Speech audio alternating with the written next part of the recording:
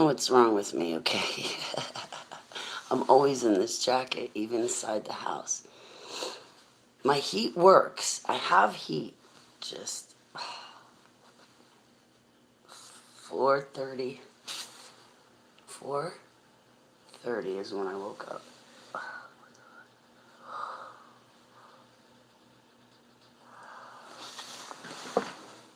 Absolutely nothing to talk about. I am actually going to go outside in a little bit, so. I didn't have any triggers when I woke up this morning. Um, I feel like I am in my right mind, so to speak.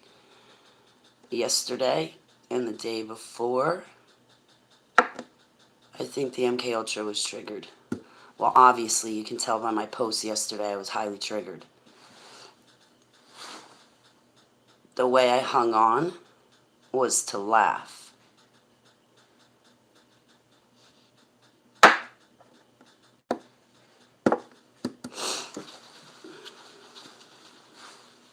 have nothing interesting to say. Not at 4:52 a.m. Eastern Standard Time. I should still be sleeping. Um, so let's see. December 22nd was Max Spear's birthday. I thought December 25th was Casbolt's birthday. So no wonder why I was triggered yesterday. No wonder why.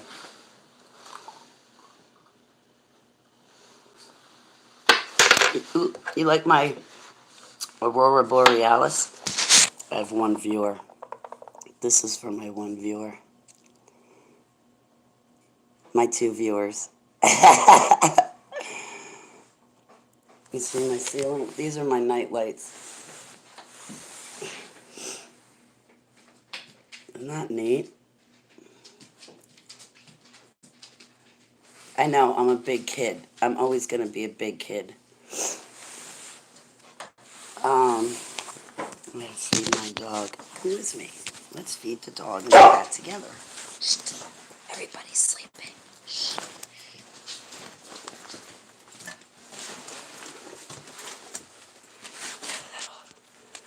Their little stash. Oh. I don't know what to do with my cat. She doesn't need her dry food anymore. And I don't even cook for myself, so what does that mean? I'm going to have to cook for my cat so she eats? You guys are sleeping. Shh, shh, shh, shh. It's okay, pretty girl.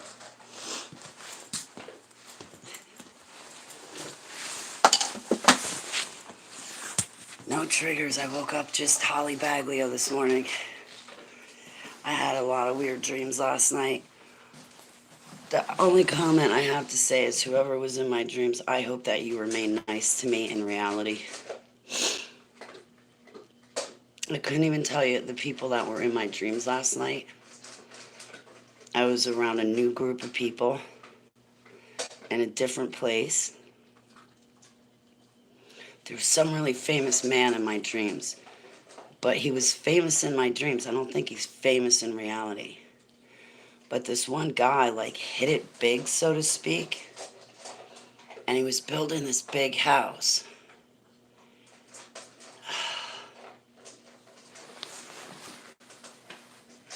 But he kept coming from his big house over to me and the new group of people. And he kept trying to keep us safe. Like, even in the house where we were, he was always worried that the house that we were in was safe, and then he'd go back to his mansion and keep building it. I couldn't even tell you who I was with. 2 nights ago, I had another dream. I think I was with another super soldier. It wasn't my commander. And I want to say this for the record. When I talk about the other super soldiers, I look at the other super soldiers as being my literal brothers and sisters. right? So I would look at Commander and I would look at Max Spears as being my brothers. Like, that would be the relation that I would have with the other super soldiers, is we're brothers and sisters. um, so with all due respect for Commander's fiance, who I love to death,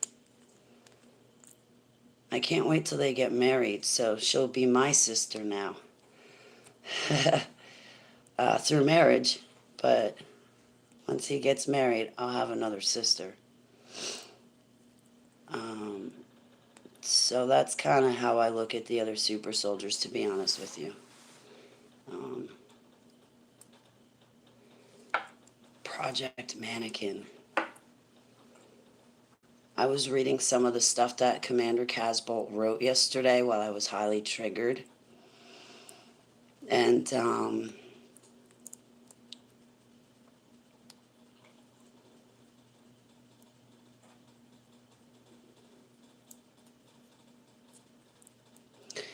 it's really frustrating to me because I don't remember. I have like fragmented memories, and it's frustrating because I think some of my memories I might have confused or mixed up with certain events. No viewers.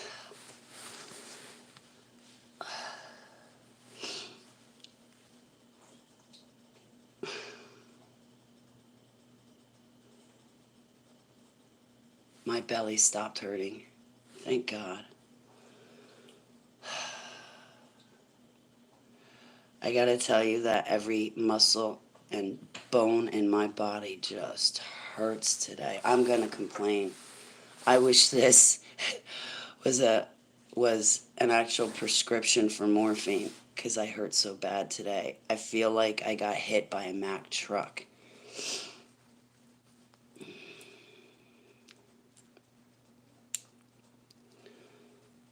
I don't have anything to say.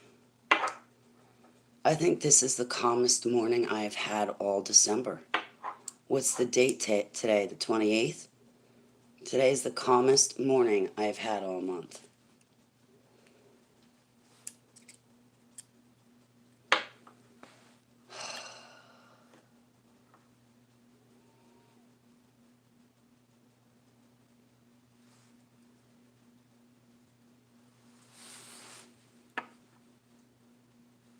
I had to change my life.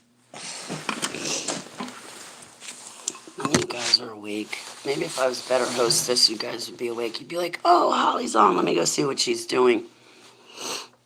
I'm sure if I dressed pretty.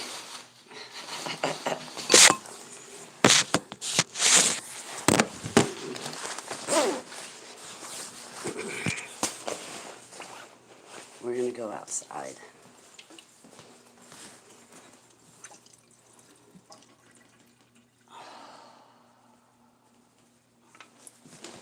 I'm going to take you outside so I can go sin.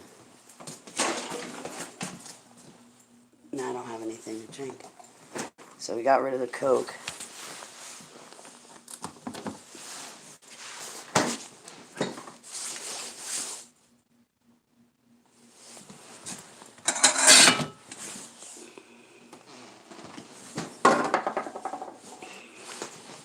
Yes, we're going outside.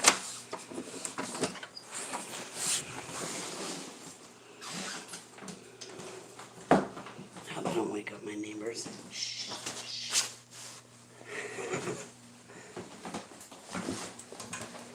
Sneaking around in my own house.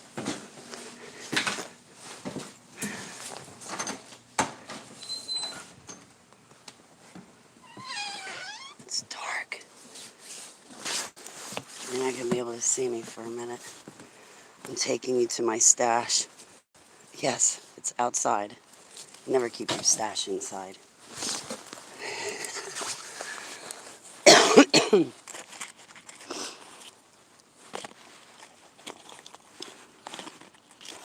My neighbors are thinking, I know where Holly keeps everything. Why is Holly always outside by her deck? What's underneath that deck?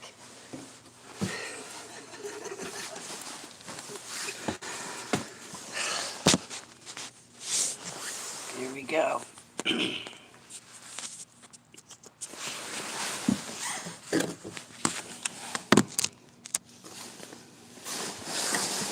So, let's talk about how I don't have a life. And I don't. I don't have a family. Doesn't matter if I stay awake late at night or don't wake up early in the morning. Come and go as I please. And that's not always a good thing.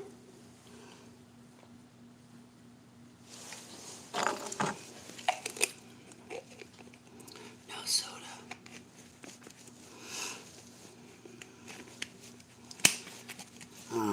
I got rid of all my old friends.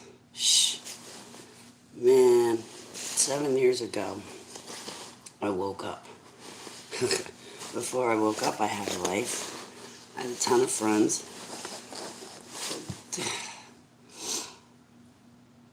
And now life is so different.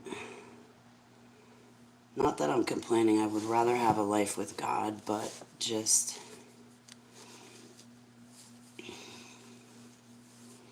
like, I don't know what to do with myself most days.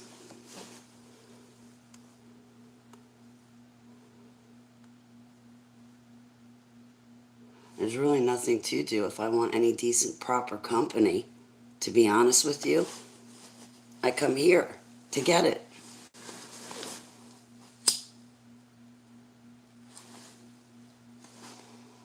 I mean, it's self-evident that you guys are like the best friends I've ever had in my life, but I have to come to YouTube to find you guys.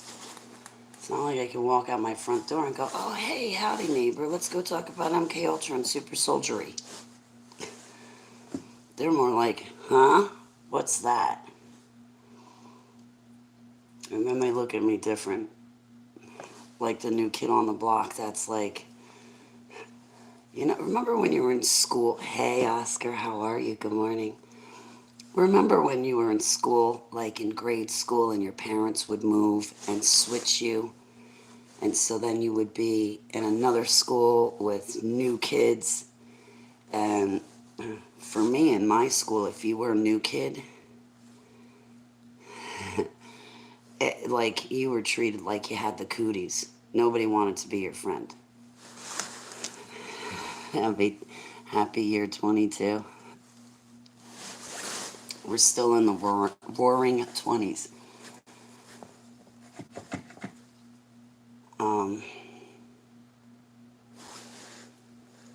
That's like how I feel. It's like that new kid. Like, people find out about my background and they don't want to touch me with a 10-foot pole. You guys do, but you're on the fringe anyway.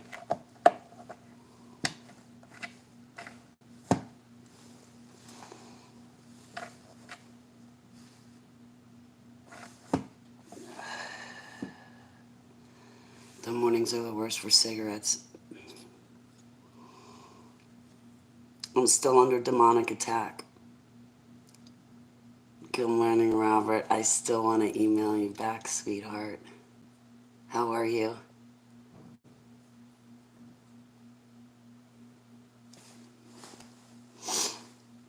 So I'm still under demonic attack. I gotta get rid of these, and then it will stop. No rush. I don't have a life. You think I would have written you back by now, Robert?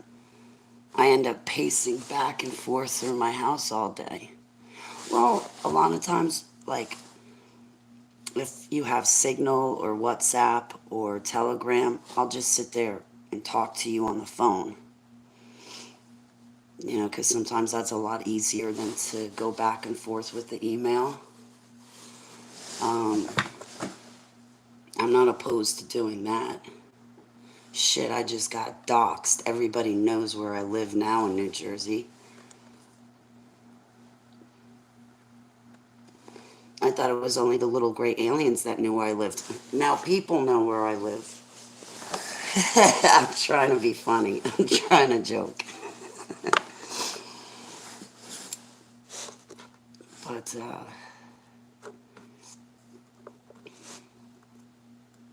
Yeah, so that's all I'm going to do for the year of 2022 is answer emails and focus on my broadcasts.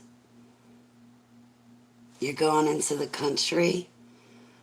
Oh, I hope you have a beautiful time and you have a lot of peace and relaxation and good for you, Robert. Good for you. I'm trying to get my one buddy to take me out fishing. I don't think we should go fishing though. We probably end up packing back more beers than we do fishing.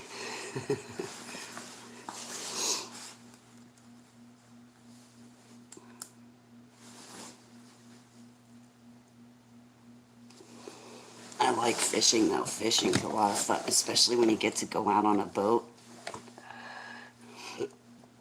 Go fishing for fluke, big fish. I can eat them. Get in touch with nature. Ah, Robert, you are so correct. I'm a country girl. I had it good, Robert. My grandparents raised me, and they were farmers. So I grew up in Far Hills, New Jersey. Far Hills, New Jersey used to be all farmland. Like all farmland. But then Mike Tyson, you know who Mike Tyson is, the fighter, right? He moved in about 2 miles from my grandma's house, and Mike Tyson put Far Hills, New Jersey on the map because he moved to Far Hills, New Jersey, where I lived in Far Hills, New Jersey, just a couple miles down the road. I was on one side of Route 202, and his house was on the other side of Route 202. But I had it good growing up, Robert. I mean, we wanted something. We just walked out in the backyard into the garden, picked it. We didn't food shop. We really didn't food shop at the store. My papa, he would kill venison. He'd stuff our fridge full of venison. When I was a little girl, I used to eat the daylights out of it. Now, and as an adult, I don't like venison because it's too tough and gamey. But our neighbor next, we even had chickens, so we had our own eggs. Our neighbor next door, he would raise steer and then bring them to slaughter. So between our neighbors and us, we had freezers in the cellar with our meats, and then the fridge upstairs. You know, you still have a freezer and a normal refrigerator. That's, you know, we just have what we wanted in the week in that freezer, but like we had two fridges always packed full. I grew up on my grandmother was a farmer, my papa was a farmer. I had the best life with them growing up. Like, you do not want to put me in the city. You want to see somebody like a cat on a screen? Get me out? Yeah, put me in the city.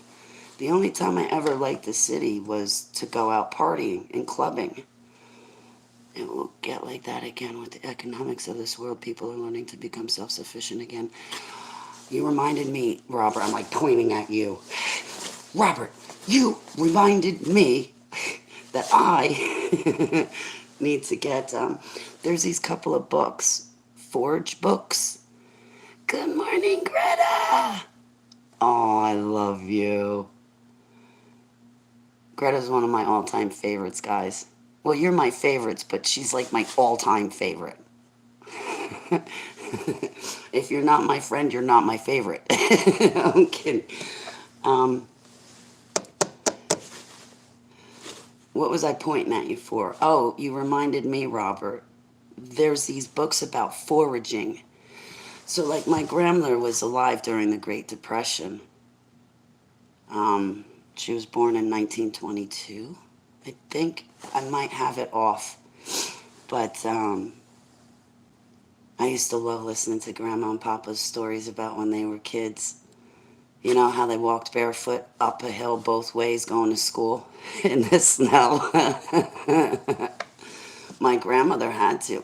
You know, my grandmother dropped out of high school so she could stay home to take care of the farm. All of her siblings never made it through high school, and that was typical. You'd get to a certain point, and it was like, okay, you can keep going on with school, or it would be more beneficial to go home and help your family take care of the farm because you're a farmer. So my grandmother got kicked out of school for guess what? My grandmother got kicked out of high school, and instead of going back, she's like, yeah, I'll just tell my parents I'm going to stay home and work on the farm. But do you know what the last straw was for my grandmother working, or sorry, going to school? She got kicked out for smoking.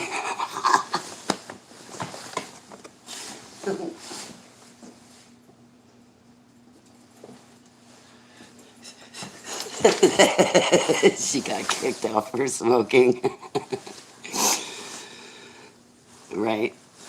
Um, my grandmother, she was pretty. She had red hair. I always bust my friend's chops. I'm like, oh God, if you have red hair, it's a turnoff. I'm not gonna like you. That's horrible. That's not even funny. But my grandmother, she had red hair. She had red hair. And when Papa was in the Navy, I guess they had, all the soldiers had their wives send in pictures, and then they voted on who the prettiest wife of the soldiers or girlfriend of the soldiers were. You know what? My grandmother got number one. She was voted the prettiest wife. She sent in, just a photo, like headshots. They were all headshots, but my grandmother won. Um, she had nice legs too. She had real big calf muscles, so she was fast in track. That's my grandmother who raised me, and it was my grandparents on my mother's side. It wasn't the Baglios that raised me. But where I live now, Robert, oh, it's beautiful where I live. It's the last cheapest apartment in the state of New Jersey, I can tell you that much. Nobody pays the rent that I do. I got the last cheapest place. Thank you. If you see this place and you see the numbers on this place, you'll say, oh, that's God's hand written all over Holly's home. I can tell that God led Holly here just by the numbers. Like the house numbers, the highway numbers, the street numbers. But I live in the center of town, but all around me is there's cows and there's farmlands all around me. And then outside of that is a really big city. But this is pretty much the last little bit of country in New Jersey because it's all built up now. It's all built up. I don't see why we have daylight savings times because New Jersey is no longer a farming state. You know what happened last year? Was it last year or was it this year? I'm getting confused, Alba. Which, this year? We had heavy rain. Greta Garbo. There's a name. You have my love and prayers for your grandparents and you and your family, Robert. My grandparents are deceased, but I still pray for them. Guys, I got a question. Okay, that mocking altar. If you're going to mock, you got to go away because you've done it too many times.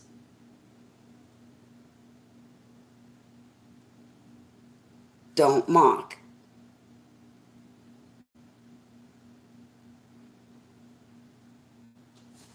Sometimes I mock. I mock. I've mocked, like there was another ministry, I mocked them. And I wasn't trying to be facetious, but I was. But sometimes I mock at things because it's easier to mock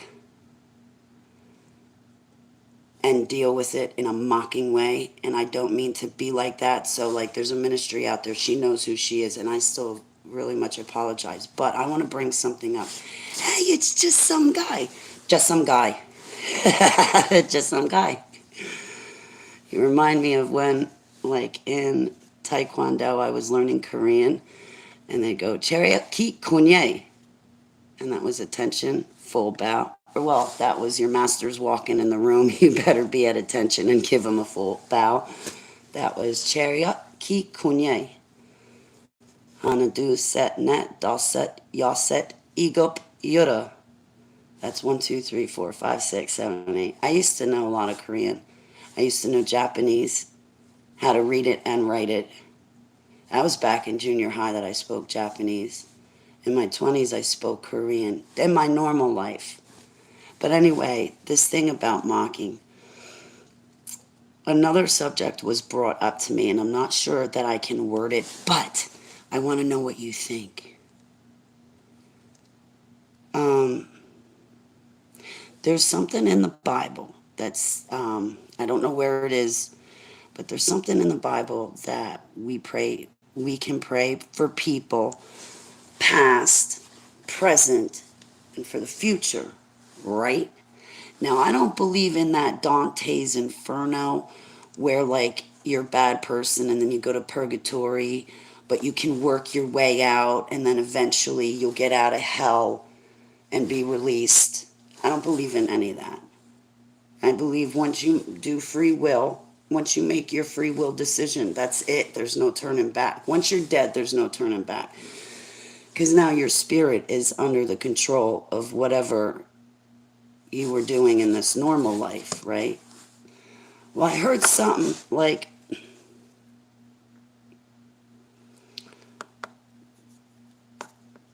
that we can still pray for people in the past, even though we're now in the present, and our prayers for them could still be answered.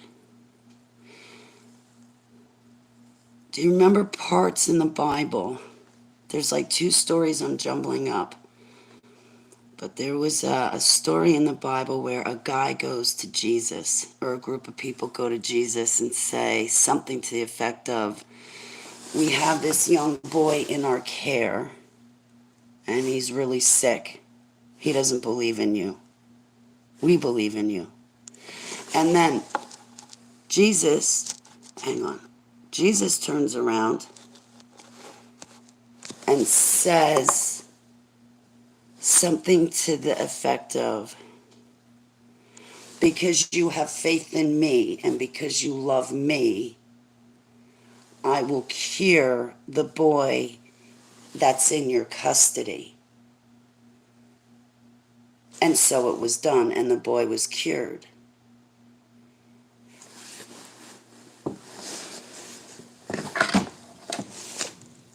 I still pray for people in the past.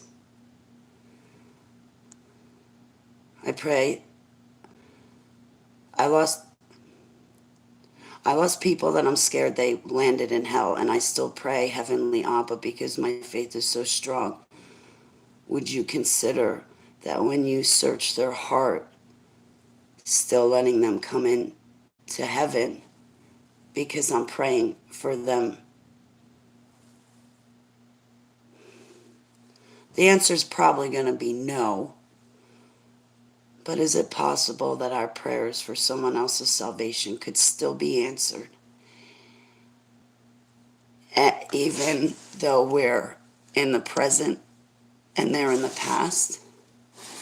We have something divine and they have failed.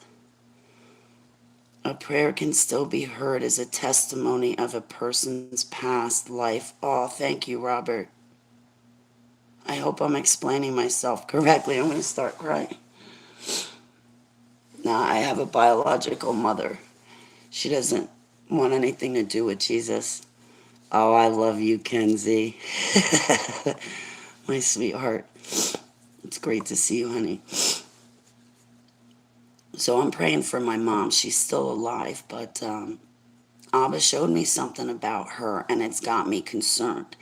And just recently, out of all the Christians I've known over these past 7 years, it was one Christian lady recently, I forget who, but it was recently, like last week recent, that I was talking to. It was a new friend of mine. Like new to talking to me on the phone, but not new to me on YouTube. And she had said something like our prayers could still cover somebody in the past, and our prayers could still get somebody into heaven. 7 years ago when I woke up, God showed me some people that were going to land in a place outside of his love that human beings have named as hell. It's really just being outside of his love in darkness and teeth gnashing. I've seen that place because I had a death experience.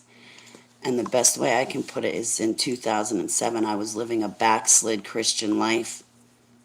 Simple backslid, right? And being backslid landed me in a place that was outside of his love. Now, people have named it hell, but being outside, I guess you could say it's hell. But see, I've been to hell. Now, that place outside of his love, people don't know what they're in for. They really don't know what they're in for, guys. And once they're there, they can't get out. I feel like I'm on borrowed time because in 2007 I had that death experience, and Yeshua HaMashiach brought me back to life. Otherwise, I would have been in a place outside of his love just as a backslid Christian. I mean, I was saved to Jesus. I knew who he was and everything else. I prayed every day, but I didn't have a relationship with him.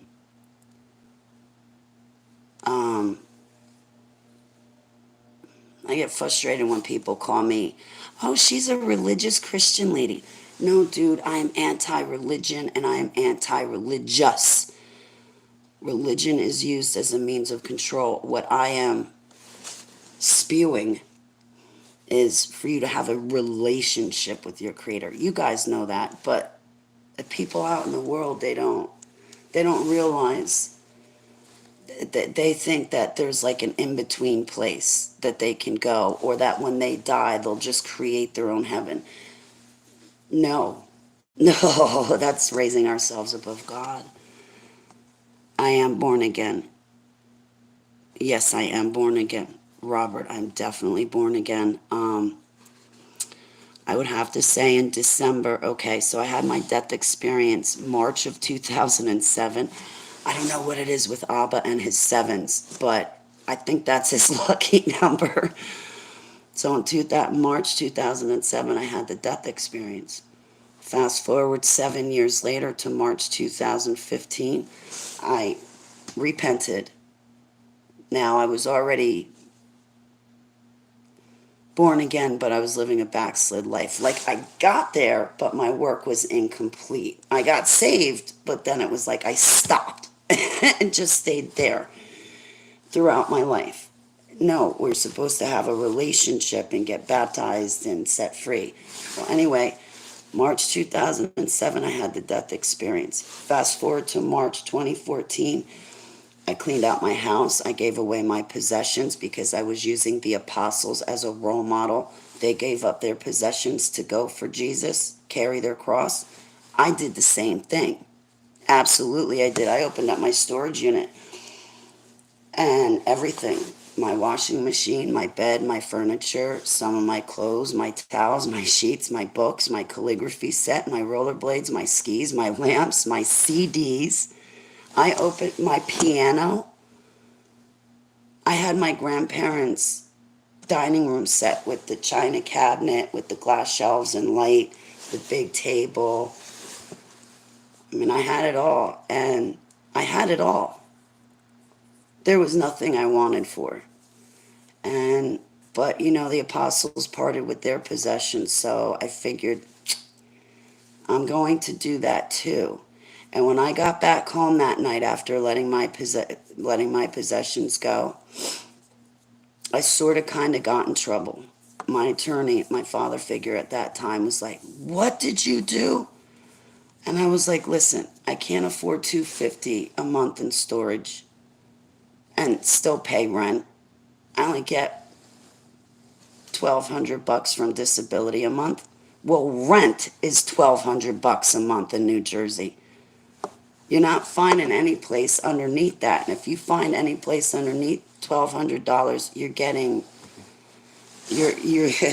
a cardboard box, okay? At best. What was I saying? I just lost my train of thought.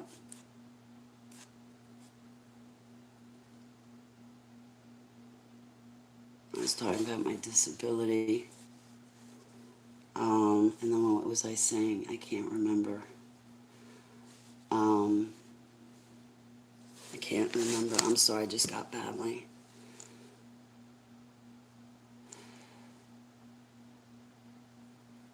I was talking about God doing things in sevens when it comes to me and my life. Still can't remember what I was saying. But if I had stayed dead in 2007, I would have stayed in a place outside of his love. So I feel that because Heavenly Abba resurrected me in March of 2007 and he gave me 2 breaths of air in my nose, that he gave me a second chance. And I don't want to screw that up. It took me 7 years. You fast forward to March 2015. I gave away my possessions. I cleaned out what possessions I did have. I got rid of my little black book, my telephone book. I'm born again, Robert. I am definitely born again. And honestly, Robert, I say my prayers, my freedom deliverance prayers, as well as my saving prayer, my water baptism and holy baptism. I do that every morning, kind of, sort of. Like when I get in the shower, I just go through my prayers again, all of them. Some people say, Holly, you don't need to do that every single day. You know, God doesn't need to hear it. It's like, listen, you worry about your own relationship, and I'll worry about mine. And you know what? God loves it because we're doing my rededication ceremony to him over every day. And I am born again. Yeshua HaMashiach is my creator in human form. He died for all of our sins. 3 days later, resurrected. He ascended to heaven. He is going to return soon and very soon. And the God from the Holy Bible, Old Testament and New Testament, behold the hand, behold the nail. He is my creator and my God. And his Holy Spirit is the only spirit I talk to. In Yeshua's name, Selah. All those other spirits, they're dirty and filthy. Do you know that people out in the world, now we know we've been lied to, but when I go and I talk to people out in the world, do they know that, do you guys know that they think that there's good spirits out there? Like, they believe that sometimes a ghost or a spirit in their house could be the soul of a deceased loved one. Okay, our loved ones, when they die, they're dead. Their spirits aren't floating around on the earth. What is floating around on the earth are the things in Noah's flood, when God flooded the earth to get rid of the evil ones. Well, their bodies went away, but their spirits are still on earth. Hell is not closed. Hell is open. But I wouldn't, okay. If you're going to land in hell, the demons are going to come and take you as soon as you go.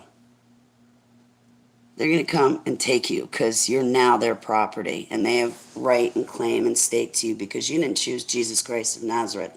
So when you die, they're coming to collect you immediately.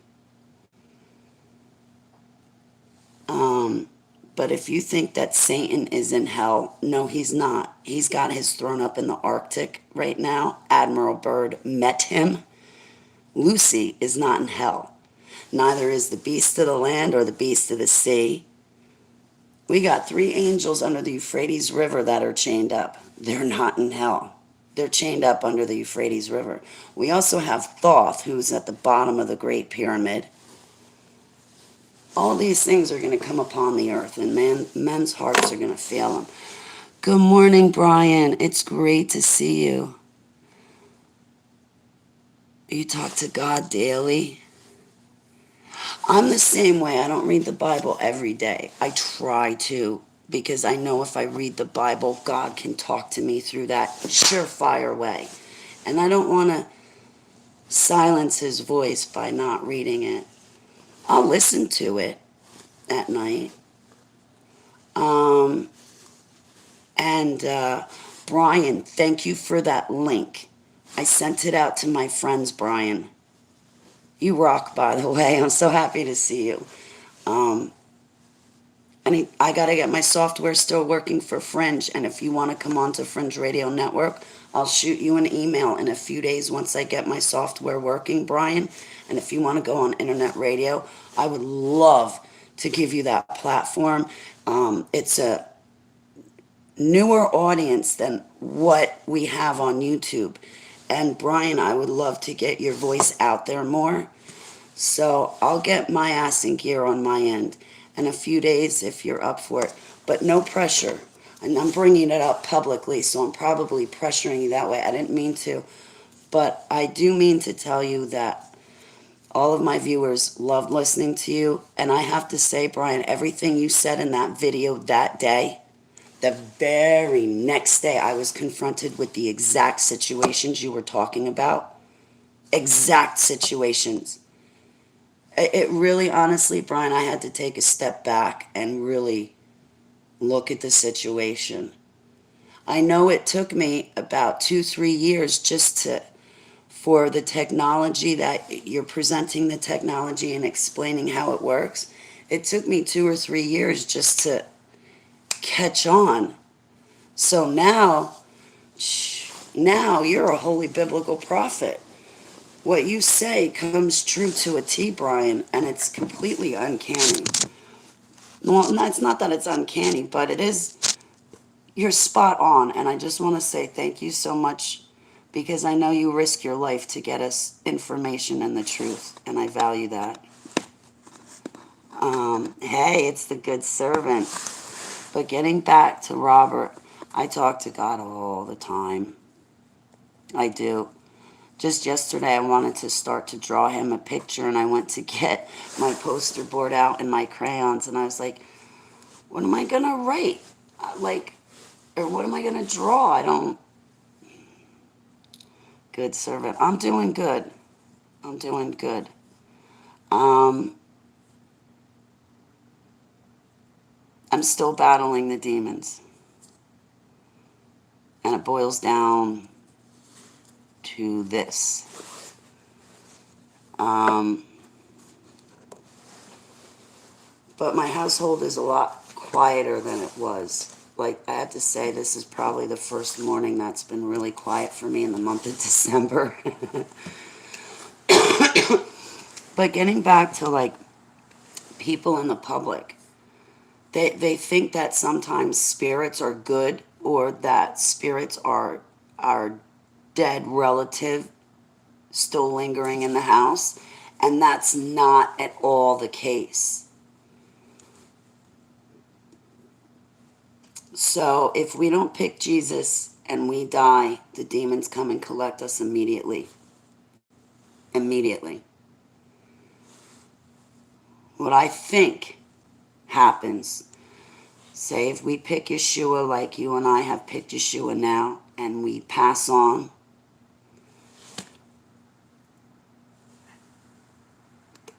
you go with Yeshua, you're with Yeshua, but our deceased relatives aren't up in heaven yet. That has yet, okay. My stepdad is deceased. Heavenly Abba had answered a prayer for me. And Heavenly Abba took me to see my stepdad so I could apologize to him.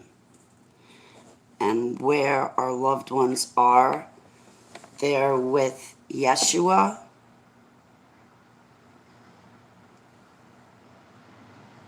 But I wouldn't say they're in heaven yet.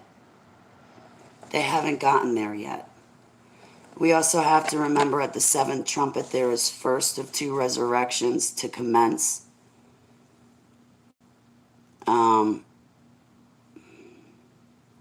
I see things very differently than a lot of people.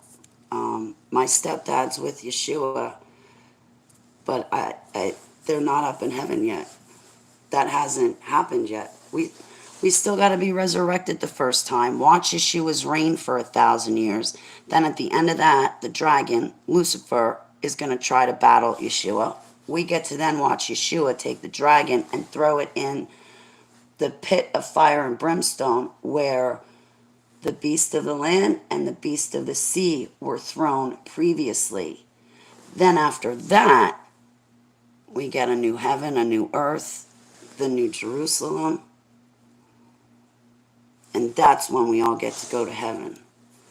But right now, where I think my loved ones are that were saved to Yeshua, that will be resurrected, they're with Yeshua right now. But it's like a place of peace. But I wouldn't say that they're in heaven right now. God's in heaven on the throne.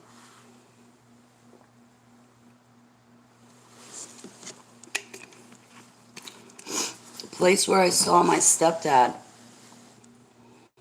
I've been to heaven before. Abba showed me what heaven looks like when I was 13 years old.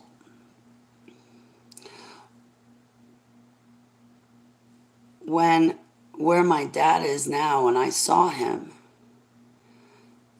Abba was there.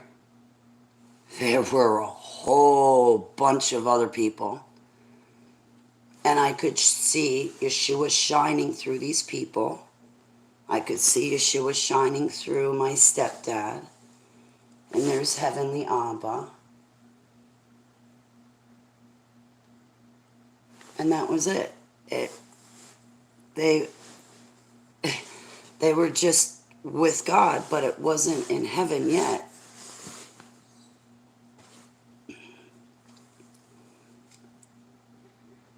They were just in a place with God, but it's not heaven yet.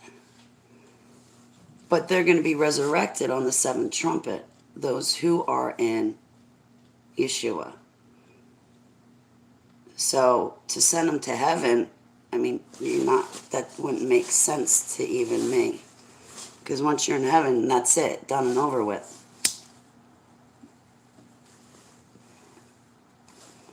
We don't get that. I mean, you and me, we love Yeshua, so you and me are going to see the spirit of resurrection. We're going to get to know it intimately, and our God is going to resurrect us. We're not done yet. Not with him. From my understanding, the way I read the Bible, we just got started, guys. We just got started living. Everybody's like, what, Holly? I know, I'm tired too. Comes to earth. That's my perspective, and you guys are probably like, I don't see it that way, Holly, which is cool. Because I don't want to argue. Not over something like that.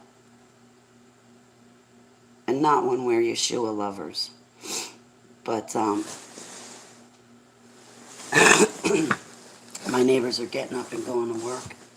I'm up before they are, and I don't even go to work.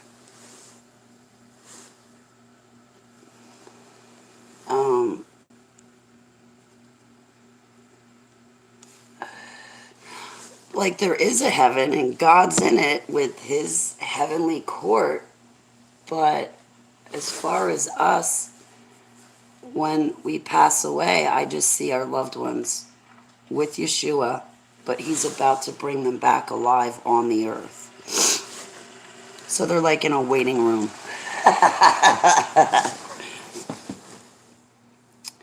What's my time? I don't know. Probably 6.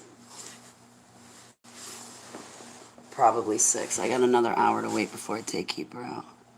Biblical end times, I agree. Very interesting time to be alive. We have front row seats to the greatest event. I often think of that, Robert, like thinking back to people that were alive, 1,000 years ago, 2,000 years ago. We'll just stick with 1,000 years, 500 years ago.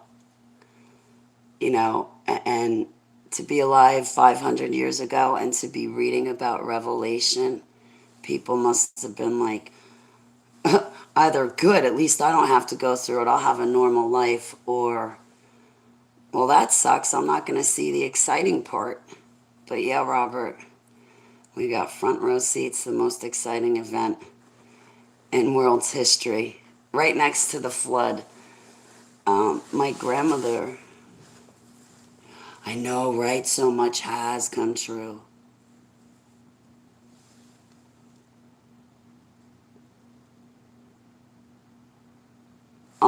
my love to you, Yahweh in the UK End Time Ministry. I give you all my prayers and blessings. In Yeshua's name, how can we war? First ask Yudhe what we can do. We'll start there. And then I think help lead us to prayers.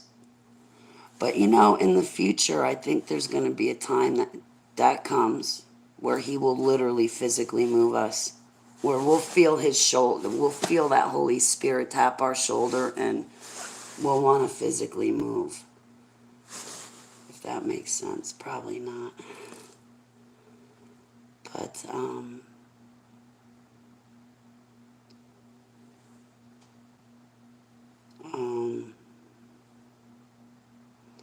I'll tell you, I've learned so much about spiritual warfare over the past month. Watch, last call, justice and judgment for all. Woe unto you. Are you the one, sweetheart? I don't mean to be rude. I mix people up, and I'm sorry. Sweetheart, are you the one that sent me? That's you?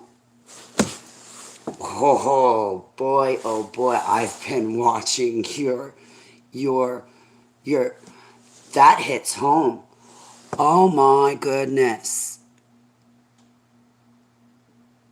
That's your team? Oh my goodness. I got to tell you, with the spiritual attack I was going through, and then when I saw your video, I was like,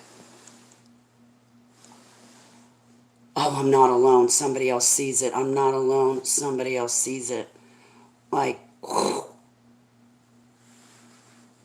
You've been praying for me for years and fasting?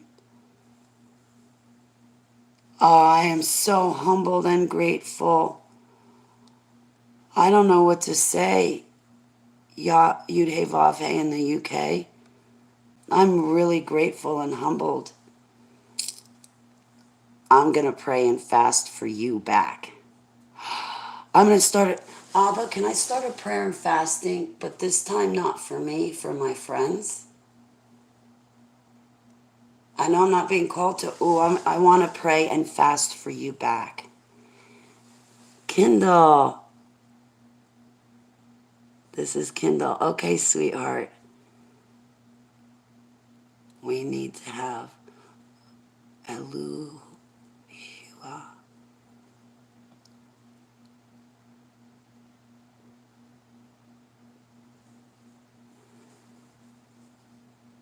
Elijah, sorry.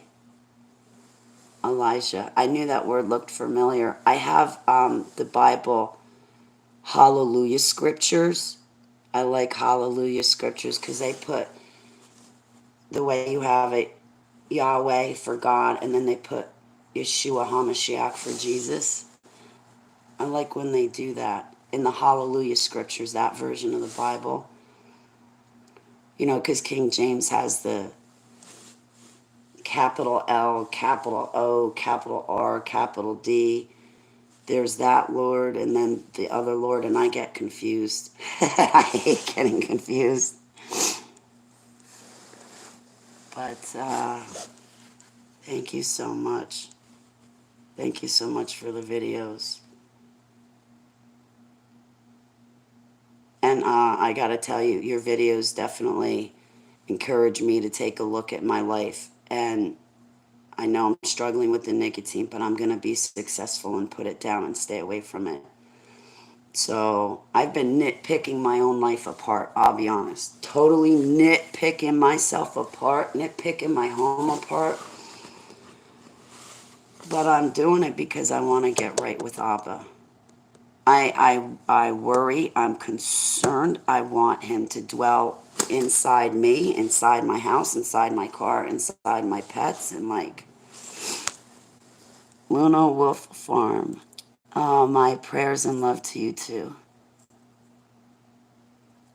Today is Jordan Maxwell's. Hey, ECWN, you snuck in before. I didn't get to say hi to you. Should go to Hooters.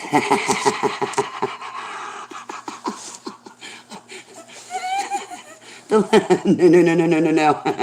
ECWN, no. You don't want to take me to a Hooters. The last time I went to a Hooters, I am not lying. The last time I went to a Hooters, 3 high-ranking super soldiers approached me. Can we go to, like, I don't know, Bennigan's or Ruby Tuesdays or anywhere else but a Hooters? It's Jordan Maxwell's birthday today. Happy birthday. I know many delivered.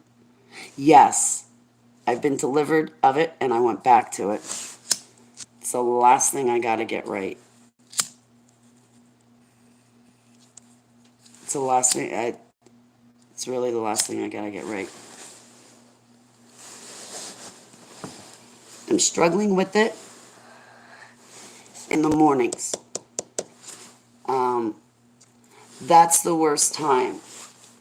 I have to be cautious of triggers when I first wake up, and I'm in a lot of pain, like with my intestines and like just arthritis. So that pain will cause me to go to a cigarette, but it causes me to do other things. So I have to be cautious of not to do my go-tos. Don't go to my music. Don't go to my cigarettes. Go to Abba. Ask him to give me something else to do. We'll overcome this. Selah. You'll get back to me on that one. Yeah. Jeez, I haven't been. My neighbor took me out to eat at a restaurant last year in 21. Or no, we're still in 21. Yeah, well, this year in 21. I don't really go out. You need money for that. But honestly, I'm happy being home. That way I'm not around unstable people that don't believe in Jesus. Like when I go out, I ask Abba to keep me invisible to the enemy. And I can see people like in the store with their eyes. Like, I can see, I don't know what else to say. You can see when somebody's dizzy in the eyes. It's like their eyes are spinning in their socket. So it's not like they're demonically possessed because their eyes just turn black at that point. You know there's a demon in there. But, you know, when people just don't love Jesus or they're like kind of new agey, their eyes, I kid you not, they look dizzy to me in the eyes. To eat the restaurant I went to clean. Stromboli. Yeah, let me put this out anyway. Ow.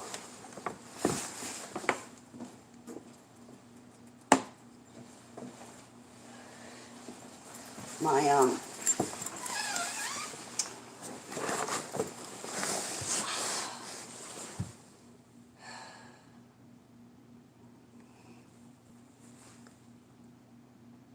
I'm doing good, no soda. I'm doing good with other areas of my life, but there's some areas I still have to get right with. Yud Hey Vav Hey in UK. So I will quit this cigarette smoking this year in 21, and I will go into the year 2022 without cigarettes. And I'll stay without them, but I just, what's today, 20, 29, 30, 31. Perfect. Okay, I messed up today, but I can get right back on the wagon this morning and stay a non-smoker. But when I do my fasting, I fast everything.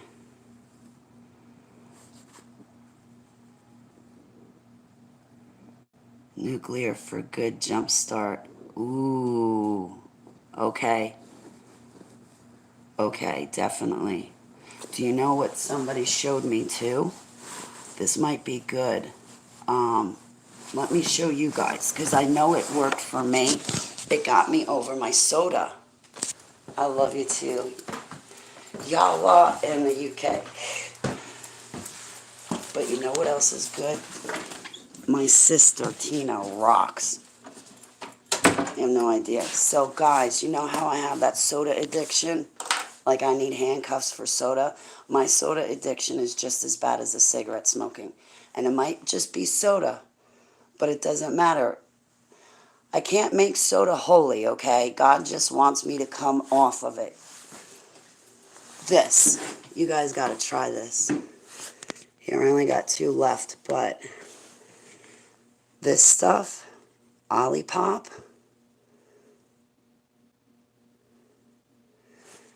very good because it's got probiotics, botanicals, and plant fiber, right? But there's no sugar in it. None. Oh my gosh, guys. Oh, I'm sorry. It's got 2 grams of sugar. Hey, it's Brooke. Brooke, it's great to see you. Yeah, because, well, I'm with the Coca-Cola. ECWN is with the Mountain Dew. But yeah, that Coca-Cola, man, I'll get a 2-liter bottle of Coke in the morning, and I'll have that sucker in my hand all day long until I polish it off. Like, so, yeah, soda for me is just as bad. But this stuff, guys, it's good. And it straightened out my intestines. But it's really good. So, but yeah, my soda addiction is nothing to laugh at. It's great to see you, Brooke. How you doing, honey? Oh, I caught one of your interviews the other day. Or the other week. Coca-Cola up for Yeshua in 2013 in Switzerland. Hallelujah. I'm doing that now. Abba has called me to pay attention to my diet. And, yeah, get rid of the soda. Or Illuminati as well. I remember the Fanta.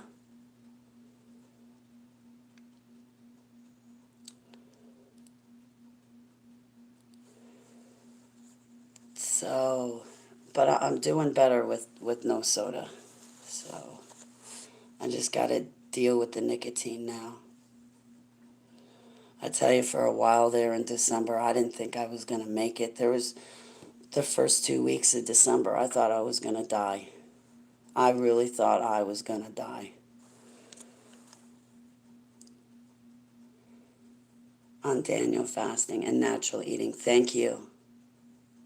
I'll listen because you're driving. We got to get together soon, Brooke. I woke up at 4 a.m. This would be a great time to do an interview with you because you're up and I'm up. Oh, geez, Brooke, that extreme warfare. Guess what I learned, Brooke? You're going to love this one. Guess what I live on top of?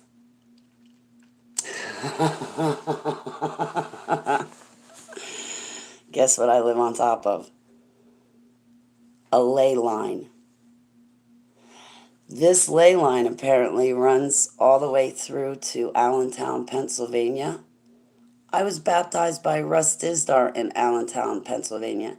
So if I'm on a ley line doing all of this spiritual warfare, you know I am attracting unwanted attention. Those demons traveling back and forth on this ley line get stuck right around Holly's place. What I needed to do? What do I need to do? But yeah, the warfare has amped up. But, okay, I'll look back through my messages, Brooke. But Brooke, yes, you told me. You're the one that told me ECWN. You mapped it. I bet you forgot. I told you, no, you were the one. I live like 20 minutes east of Allentown. That's it? You're like, I could sneeze and it'll land on you, ECWN. You're lucky I got morals. No, I'm kidding. I'm mobile, but don't worry, ECWN. I have morals. I won't. I won't gang stalk you. ECW, and I'll be calling up Greta. Greta, you get that Holly right now. She's gang stalking me with Keeper and Saver in the car. Greta, would you get a hold of Holly and tell her to knock it off?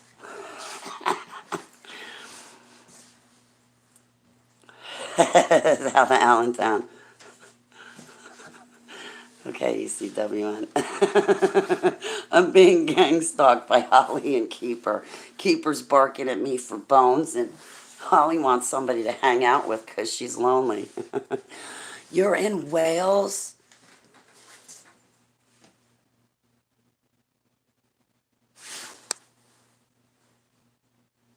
Okay, Brooke. I will look back through your messages, sweetheart. I don't mean to be a pain in the ass to get in touch with. Wow, Wales. Boy, I wish I could visit the UK. I wish I could visit.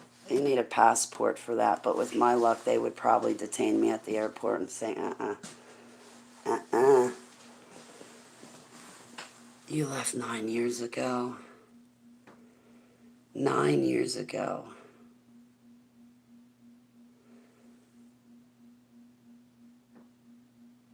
Do you know that this is my 10-year anniversary, the month of December? This is my 10-year anniversary being free from those cages. You need coffee. 10 years being free. And you left the U.S. 9 years ago.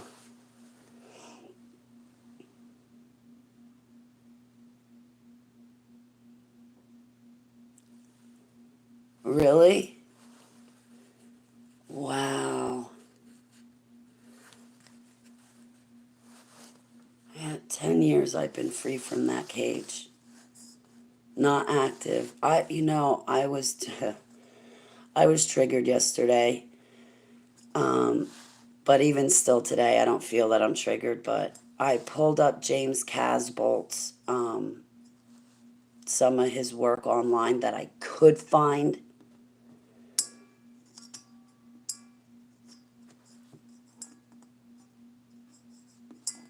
And he's over in the UK. Oh, thanks, Robert. I appreciate that a lot. Yeah, Brooke, 10 years ago this month, I've been free from the cage. Because 10 years ago this month, I was approached by 3 high-ranking super soldiers out of Hooters in Colorado, Westminster, Colorado. And there's a Westminster in the UK. There are no coincidences. And I think that 2 of the 3 soldiers that approached me were from the UK.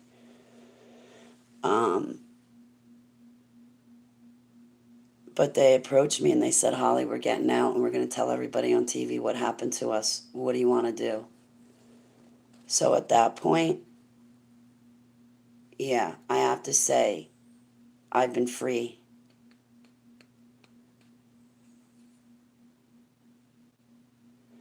I think about 2008, that's when Joseph Mangley let me go. But I still got some memories after that, after he let me go, that make me think that I was still active to some extent in these super soldier projects even after he let us go. Oh, I'd be happy to join you. I'd be happy to join you. I may, if you don't mind, I may start a few days early because I want to cover the 31st and just roll right into January 1st. I want to get like a day or 2 of the fasting started before. So if you don't mind, I still want to join you, yes. But I want to get the last couple of days of this year included in just to kick this year in the tuchus goodbye. I'd be honored to join you. I really would. I won't fast food. I have to eat. I'm 104 pounds, but I will fast. I'll fast everything else. You know what? Let me ask Heavenly Abba what to do. But I'll get rid of my drinks. I'll just drink water. Has had super soldiers, which I heard of. Yes. Where's my chat room? Come on.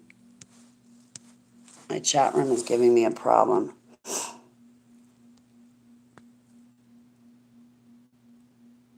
Yeah, you have super soldiers in Australia, Robert. One of the super soldiers I was trafficked with can't even get into your country anymore. They won't let them into Australia. They stop them at the airport and send them right back to America. That's because he was the one creating false flags over in Australia. So you guys got super soldiers over there.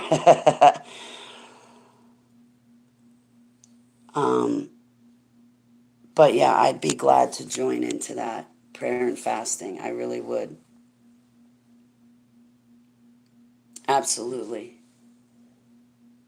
I love God. I love praying to Him. I love serving Him. I really wish that when I was 18 and I went to that Baptist church and I first got saved, I really wish I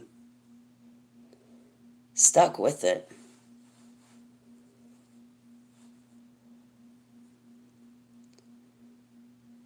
Of sleeper soldiers. Yeah, we gotta wake the sleepers up, Brooke.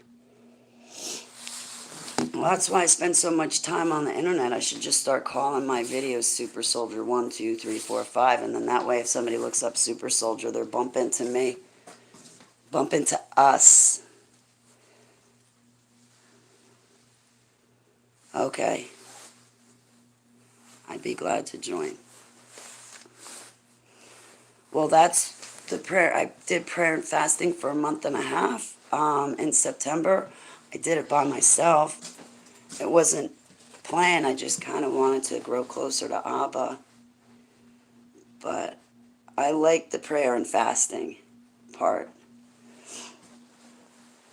Like, that makes sense.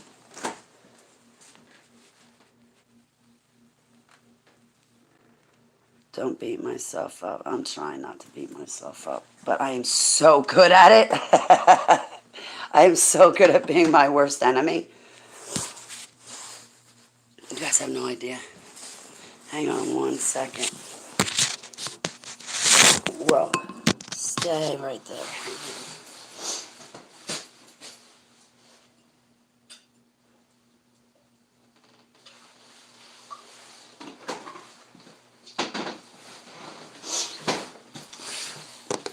I gotta blow my nose.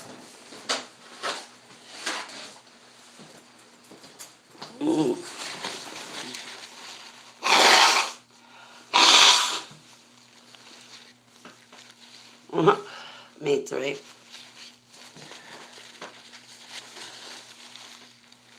Oh no, Kenzie. Are you okay?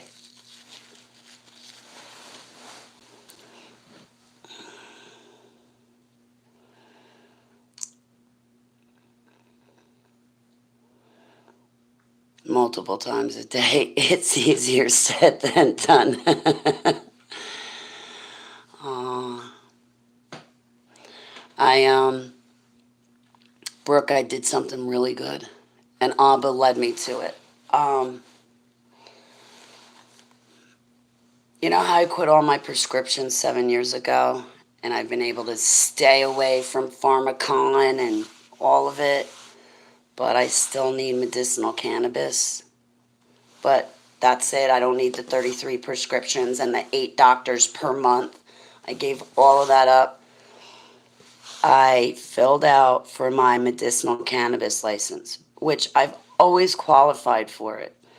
My pain doctor 7 years ago would not give me medicinal cannabis. He would only give me morphine and Percocet and all that other stuff. And I had asked him, I want to come off the prescriptions altogether. And I hate marijuana, but I hear it's good for detoxing. And I hear, people are having success on medicinal cannabis more than taking prescriptions. And I'm hearing success stories. I always hated marijuana in high school. I never smoked it, couldn't stand it, hated it. Even when I was a clubber in my 20s, hated marijuana. A while with you and I go out.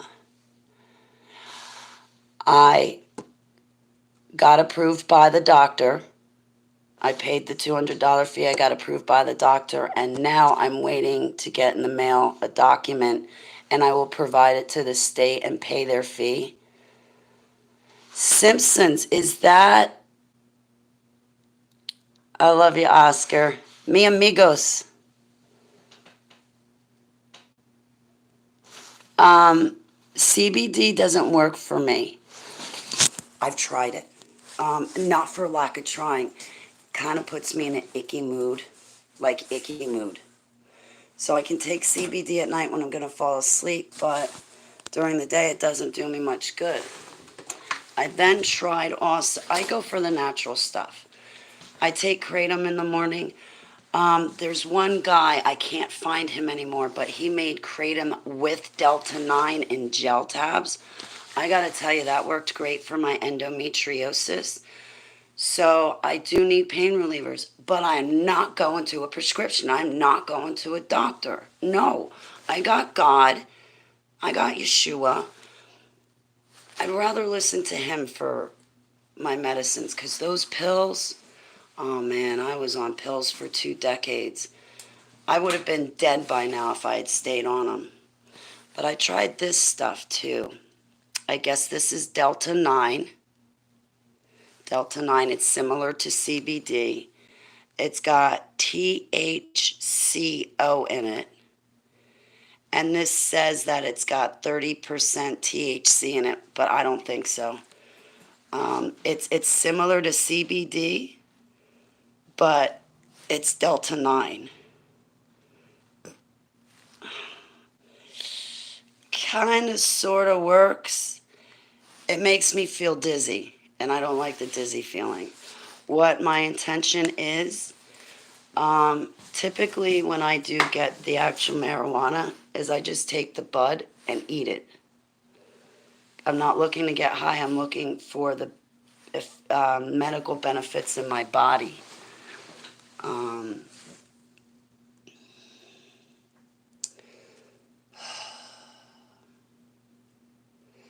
So I filled out the proper way. Now, marijuana is legal in New Jersey. I'm taking it for medicine. So I think it's only proper to go through the correct channels to get my medicinal license for cannabis. I'd rather have that one cannabis than 33 prescriptions and 8 doctors. And then you get the procedures, the cortisone shots in your knees, cortisone shots in your back. I can't do that anymore. It's going to kill me. So Abba basically said, Holly, I know marijuana is legal in New Jersey, but you're an ordained minister. You have your ordained credentials. Well, I want you to do things the right way. I led you to the plant to get you out of where you were, but now do the right thing and go about getting your prescription for it through the right avenues. If you do that, Holly, then I can defend you. There was someone that came into my chat room, and when we were talking about CBD and, Delta 9, which is this stuff, which doesn't have like THC, but it's got THCO in it, so it's similar but not quite. They came in my chat room and said, I'm not born again. I'm fully disabled. I have been, as a kid, I lived in a doctor's office. I've always been sick. So for a healthy person to say that I'm not saved to Jesus because I have to take medicine and I choose it to be medicinal cannabis because it's non-addicting and it's better than morphine and Suboxone and Dilaudid and Percocet, I'm making the right choice. I'm doing the right thing, and I'm taking the right avenues to get my medicinal license, and Abba can defend me, but I'm still born again. This doesn't have any bearing on my relationship with Abba, but it does have a bearing on the fact that if I have the medicine I need, I can get up and take a shower, I can clean my house, then I feel good enough to stand up and cook a meal for myself, then I feel good enough to vacuum my house and clean my house. But you get, and I'm sorry to say, you get some of these plastic Christians and they belittle you. They don't try to get you saved to Jesus. No, instead, they introduce you to the condemnation spirit first and expect you to answer to that before they even get you to Jesus.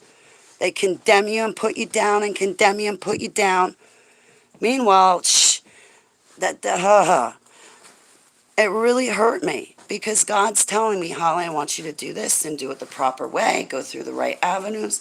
And then here comes some plastic Christian skipping along, knocking the smile off my face and taking teeth with it. I'm doing the best I can. I'm fully disabled. If I don't, I mean, I'm sick every day. So for a plastic Christian to come in and say, oh, you don't have a relationship with God, you're not saved, you're this and you're that, look, you're smoking a joint. I don't want to hear that crap. Let them have, and let that dude suffer through endometriosis. He won't make it 5 minutes with endometriosis pain, but he wants to point a finger at me and say I'm not saved because I have a medicinal license, cannabis license card, and that's what I use. That's not right. Hey, it's Amber. How are you, honey? You bought a vape? Why aren't I getting your messages? Amber, I'm here. I'm getting your messages, honey.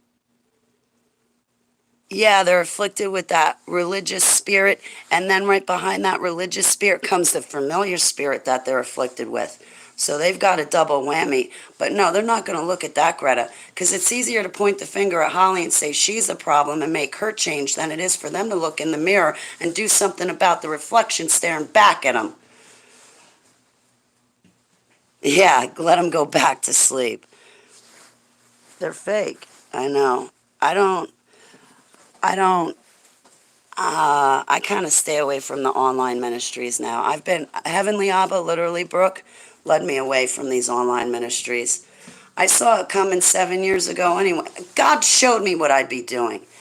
So I knew this time was going to come when he would say, yeah, you know, all these ministries you're running around to every day, I'm pulling you out of her. I don't want you there anymore, Holly. Follow me. I got something to do for you. Follow me, Holly. Get away from these ministries every day. They're getting you locked in a pigeonhole and there's no room for growth. There's no room for growth. I can't move you if you're pinned to a ministry every single day. Sitting there, yip, yip, yip, yip, yip, yip, yip.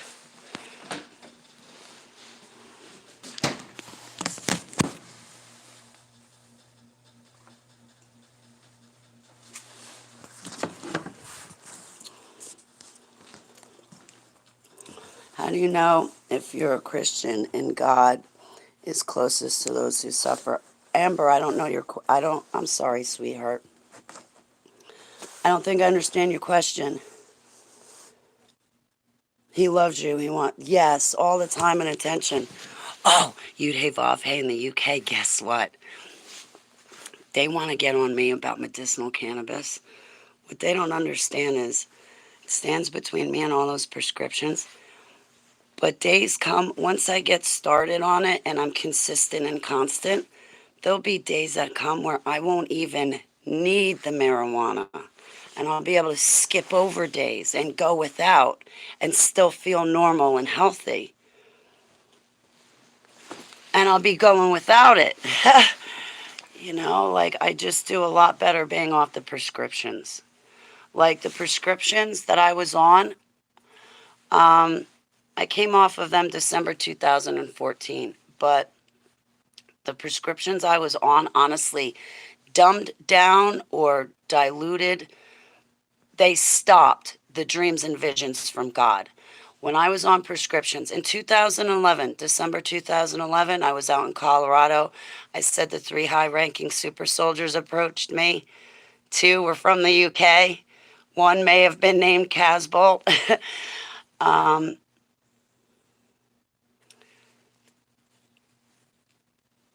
where was I going? I forgot what I was going to say. So I was out in Colorado. They woke me up the next day after they had approached me. I was popping morphine pills. That was my prescription. And all of those pills were dumbing me down. They were stopping my dreams. They were making me fuzzy. Um, it wasn't until I used medicinal marijuana to come off all the prescriptions that all of my memories from the Super Soldier projects came back. If I had stayed on those prescription pills to make those plastic Christians happy so I could be born again in their eyes, because I'll be on pills and they're comfortable with me being on pills, because it's all about the plastic Christians and what they're good for, you know? Um,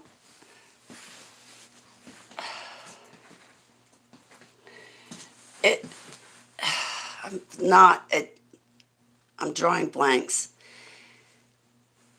It was more important for me to come off the pills.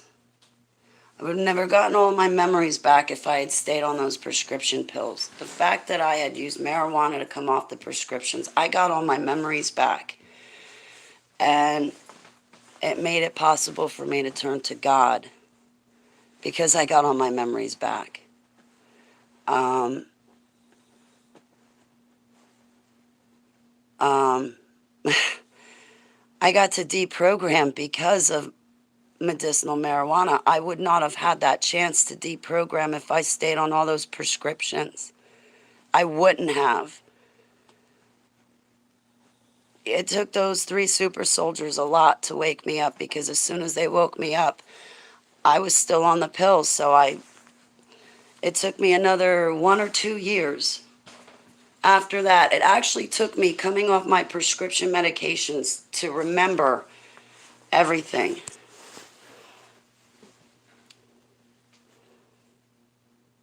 Oh, Amber, I see. God is closest to those who suffer. I know it. I kicked Xanax. That's hard. Amber, that is hard. Oh my gosh. I remember quitting Klonopin. Whoa. I don't wish that on anybody. Like when I quit Klonopin for 6 weeks, I don't even, that's a whole new hell that Xanax and Klonopin create for a person. Congratulations on coming off of it.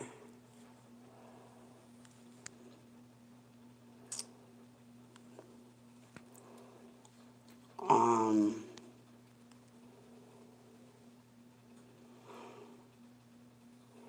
oh, Kenzie, I'm sorry, sweetheart.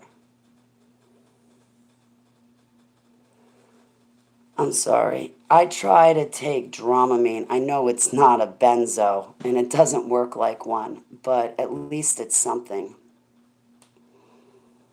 You don't think you can get off of them? Okay, Kenzie.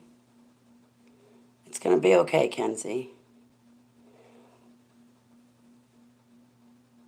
You know, sometimes I still wish that I was on the benzos. I still kind of feel like I need them at times.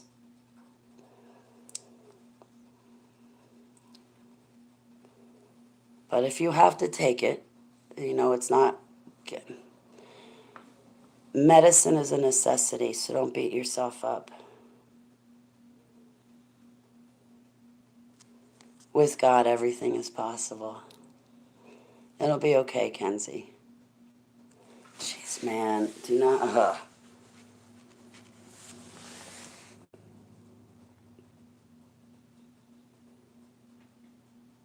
It's going to be okay. Don't let that get to you, Kenzie.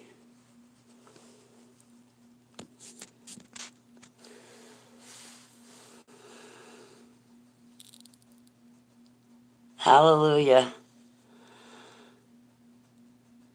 Yeah, God is closest to us because we suffer.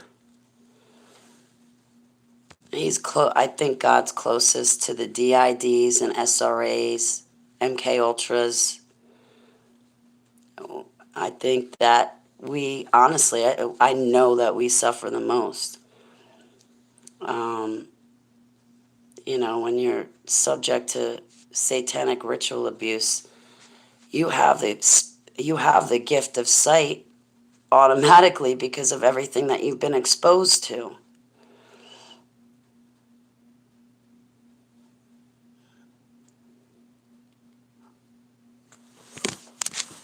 The physical withdrawal.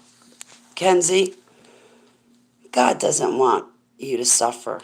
Okay? God tells us to deny our flesh and the devil will flee from us. God never said anything about suffering. Kenzie, if you need your medicine, take your medicine and don't worry about it. And if there comes a time where God wants you to come off, He will give you the strength and the power. He will give you His strength and power to do it. And if you can't come off, Kenzie, it's going to be okay. God's with you.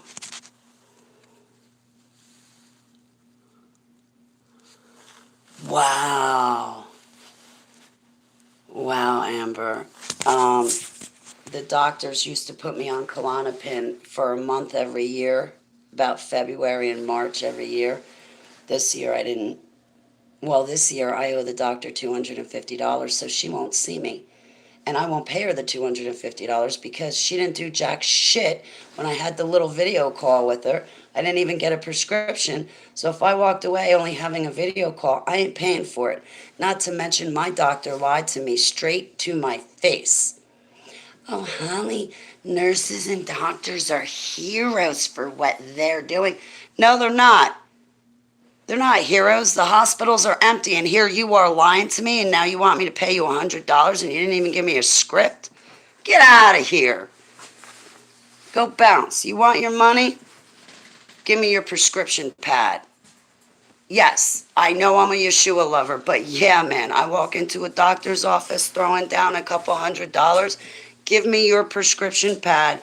You're writing me prescriptions. If not, then there is no reason for you to be paid any money because you haven't done your job for which I hired you to do. I don't care about your personal opinion. I don't care what medicine you like. In fact, the medicines I want aren't going to line your pocket. You're not going to get any kickbacks, and I don't care.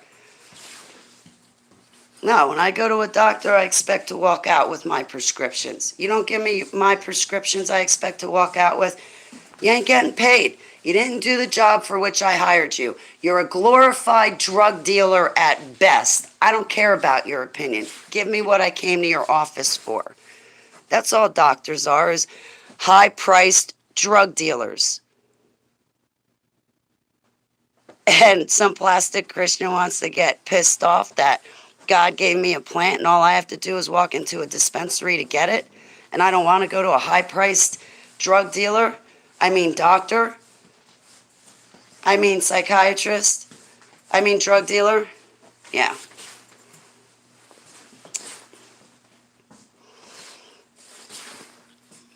I had TMJ. I wanted to get Xanax for an acute problem. And I needed Xanax for my TMJ, my lockjaw. The pain, I needed Dilaudid for the pain I was getting. Do you think those damn doctors would do anything? Well, I have the privilege to write you a script to get you out of pain, but I don't feel comfortable doing that. Oh, no, you're going to let me suffer for 3 months because you don't want to do that? You don't feel comfortable? But I've been suffering for 3 months, and I've been to your office a few times during those 3 months, and you still won't give it to me because you don't feel comfortable? Go bounce off. Ah!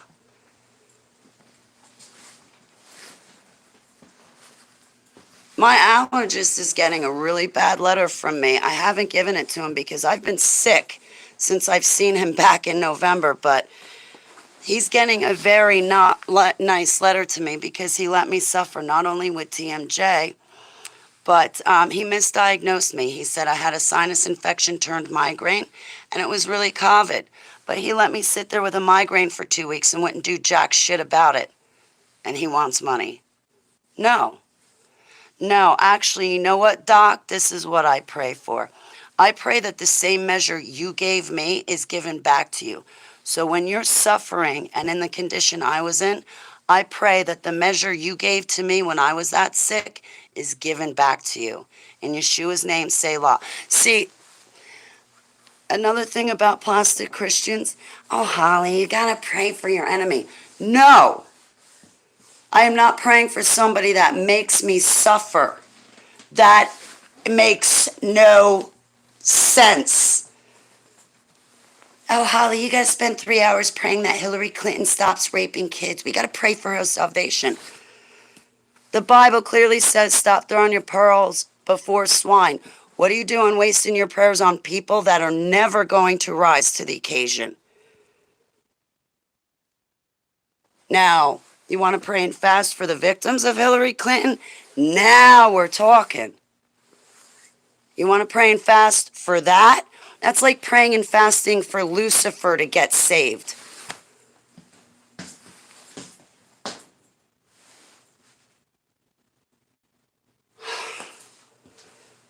Heavenly Abba, let's pray and fast that Abaddon doesn't rise from the sea and that he gets saved.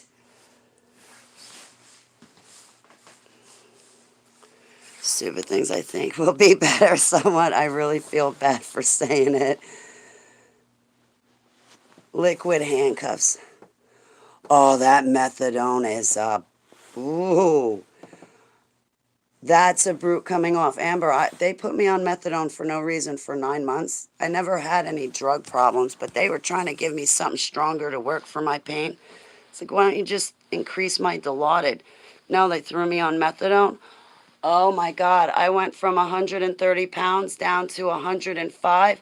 I went from eating full course meals down to eating candy bars like a heroin addict.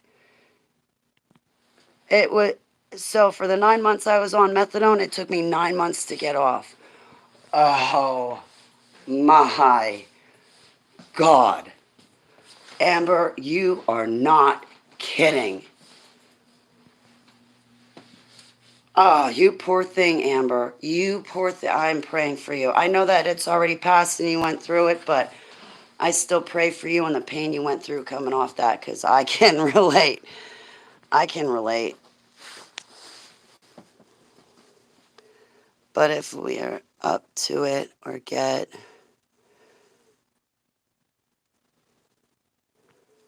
I'm so sorry. I don't mean to sound terrible or bad or anything, but I just get frustrated. Um,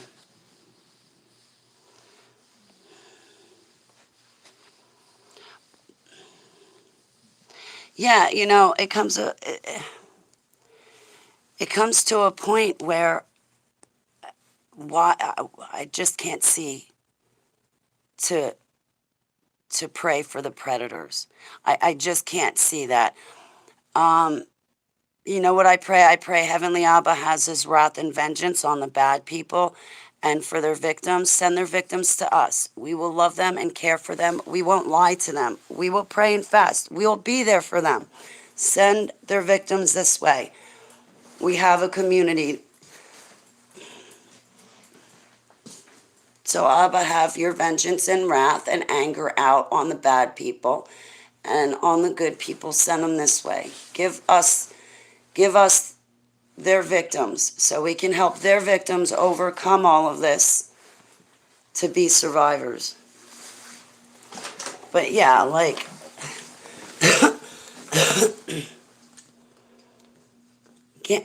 you're the third person, Amber, that said, Holly, look into this gabapentin. I might have to look into it. Okay, Brooke.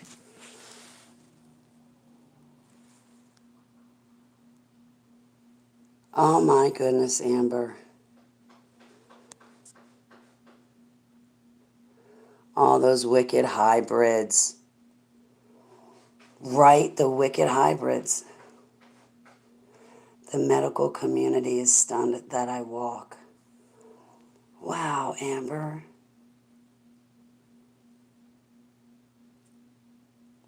Good. You're a miracle. You're a walking miracle. The medical community is jealous that they didn't get you up and walking, is what it is. You're a miracle. And may Heavenly Abba bless you more and do more miracles for you in your life, Amber. Ah, there's Billy Bob. What are you doing, Billy Bob? I was going to get in touch with you. I don't know how to get in touch with you because I don't have your email. And my email was so packed full that if you did send me one, I'd take me a couple hours to find it. So Billy Bob, when are you guys going to have a live stream? I want to come on and razz you a little bit. I did say hello to Squire and Russ. Some of the hybrids don't deserve it. Gabapentin, please research it.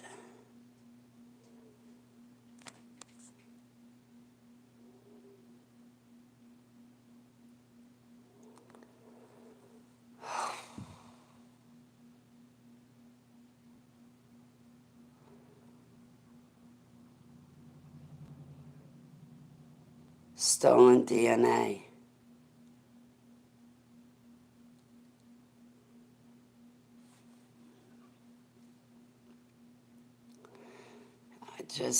I don't know. It was last year, in the year 2020. I did a really big interview with Pastor Dan, and I brought all of this to his table, and I'm like, I feel like people kind of rub my nose in dung because, they want me to pray for the dude that collapsed my lung.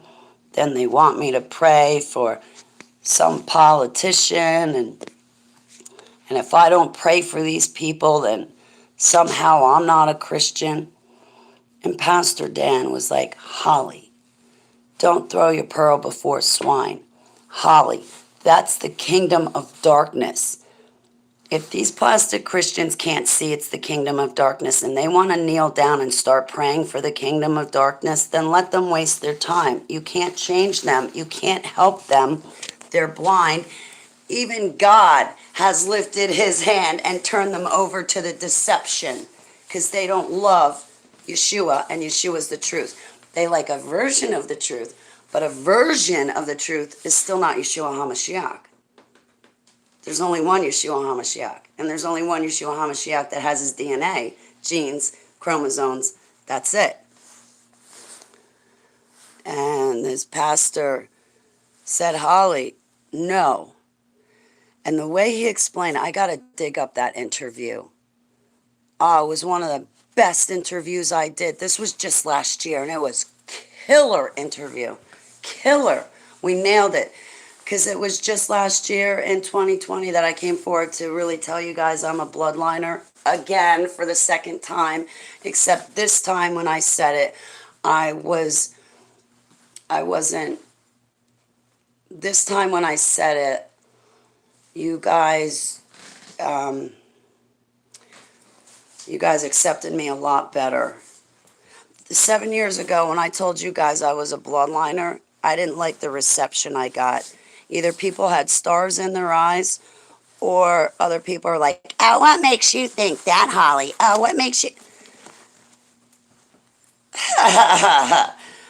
Well, I was in the dumps, Holly, and I'm not a bloodliner. Okay, well, that ain't my problem. I don't know what they did to you. I can only speak for myself. So you get plastic Christians. Oh, my God, look at Maryland. Oh, we've got royalty sitting at our table. Holly's sitting at our table. We've got royalty eating dinner at our table.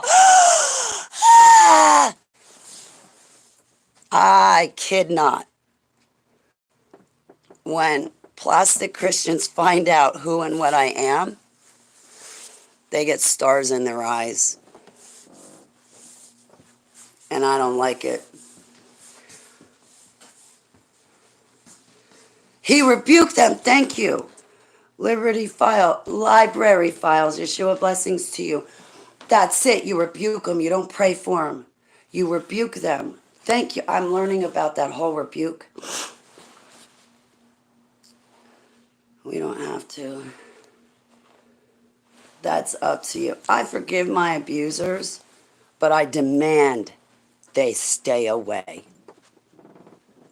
Oh, they're forgiven. But for me to keep forgiving them and forgive myself, they need to stay away. There is nothing for them to come back to. There is no relationship to salvage.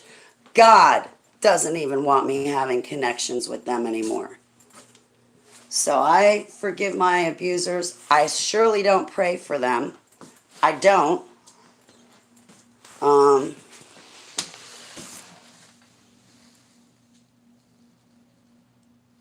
I rebuke them.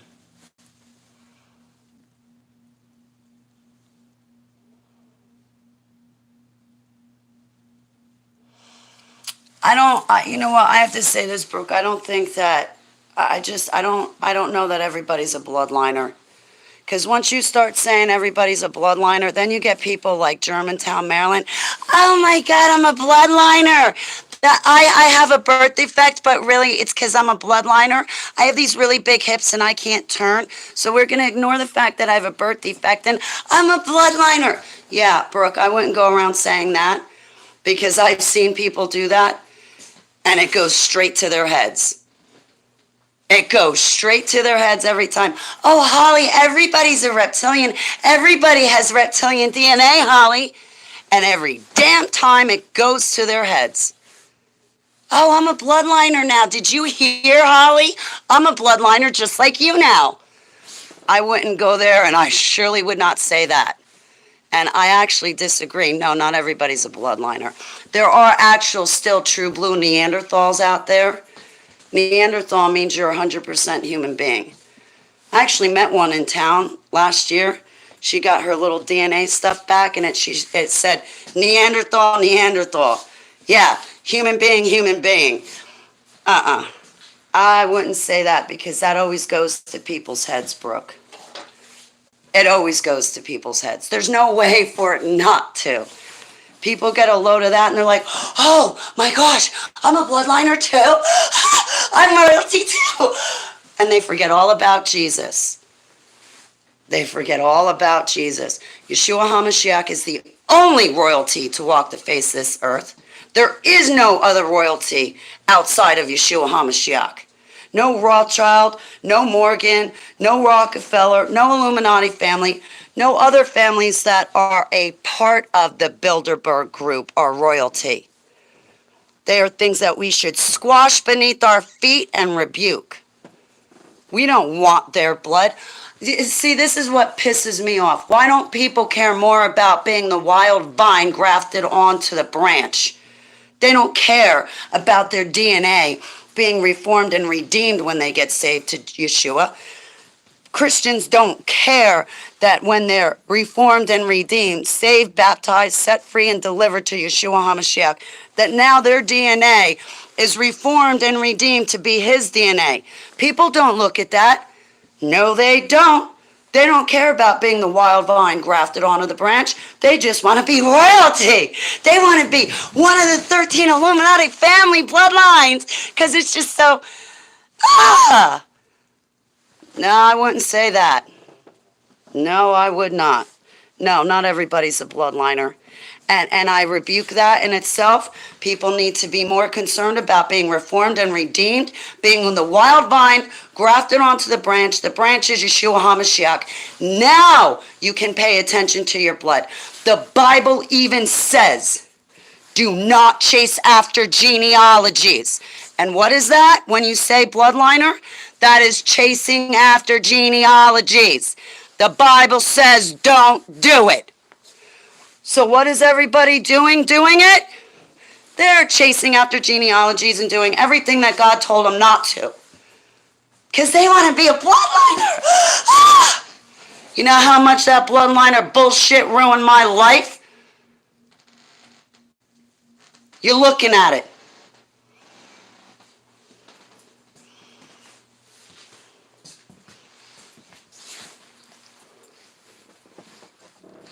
I'm not yelling at you, Brooke. I love you. It wasn't meant towards you. Those plastic Christians in Maryland, they do that stuff. I can't tell you how many Christians over the past 7 years online do that stuff, Brooke. More Christians do that stuff. I'm a bloodliner. I got reptilian DNA. They are more excited about that than their very salvation in Yeshua HaMashiach. And it is all too often that I meet people like that, chasing after their bloodlines when God told you not to. Now, it is okay to wonder which one of the 12 tribes you are from, but it is not okay to start chasing after genealogies, DNA, and everything else the Bible says don't do it.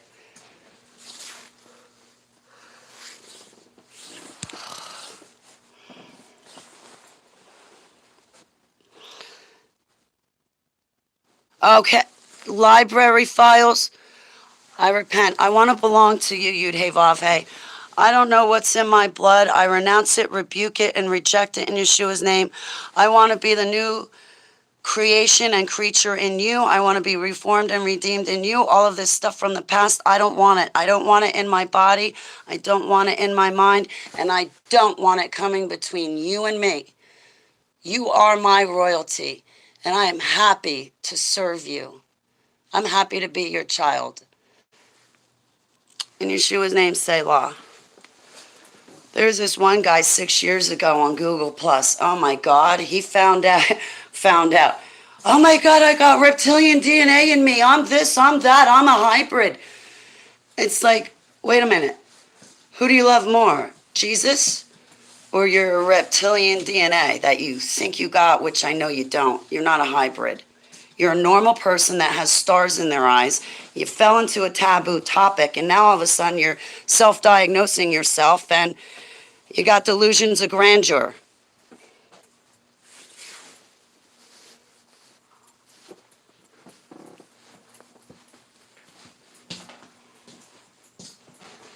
I'm sorry, guys. I'm not yelling at you in my chat room, but overall, that's how I feel, and that's what I think. If I could have never been in the dumbs, I would choose never being in the dumbs than being a bloodliner. You came from the tribe of Dan. Hey, Amber, guess what, sweetheart? The tribe of Dan gets written back into the Bible. Pastor Dan that I did the interview from, he's from the tribe of Dan too. I bet, Amber. It's a big setup from the evil elite to DNA test. I know. I don't care what's in my DNA. Now, this is what I call a good bit of history. Robert, I love you. I'm not trying to take it out on you guys. I get very passionate and heated, and I'm like, you, when I mean you as the public. I don't mean it you in my chat room. And I apologize to my chat room because I'm not meaning you. I meant, listen, I just care about Yeshua. I want to belong to him. All this other stuff I don't want. Now, I have forgiven the Illuminati bloodlines. I remember the Collins. Spent a lot of time with that family. A lot of time with that family. And it took me the better part of last year to come to terms with it. Can you hang on 1 second?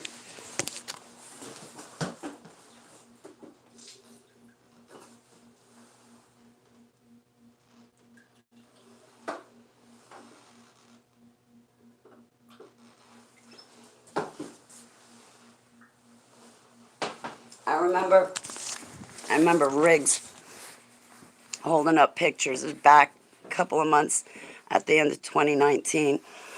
I was taken out of Russ Dizdar's custody and put in Riggs' custody. Not, but I didn't want to. There's more details to that story that you've heard before. So anyway,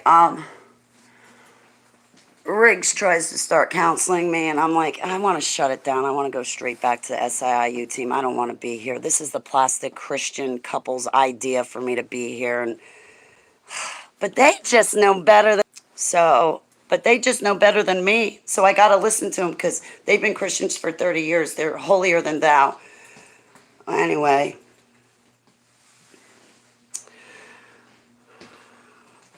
first couple of sessions with Riggs, he's holding up pictures of Illuminati families. I could get in trouble. I better not show you this. I could get in trouble. I better not show you this, Holly. You stupid asshole. I recognized everybody in the picture, but I didn't tell him that. When I got off the video call, I told the plastic Christian lady, I was like, yeah, I noticed everybody in the picture. Oh, well, you got to tell him that. You got to tell him that. I'm like, for what? Why? No. So she gets me back on the phone with Riggs. I'm like, yeah, you want names? I said Rothschild. They're not called Rothschild. They're called Bauer. I can't help you, Holly. See, he even said it. He can't help me now. Can you please leave me alone and put me back in Russ Dizdor's custody? I don't want to work with this dude. I don't want to work with you. I want to be left alone and with Russ Dizdar and the SIIU team. Oh, but Holly. Oh, no, go. Oh, but you're Holly. So he's sitting there showing me pictures of the families. You don't think that's going to trigger me? I'm an ex-super soldier. What are you doing? Use memory retrieval techniques to pull out an altar? Anyway.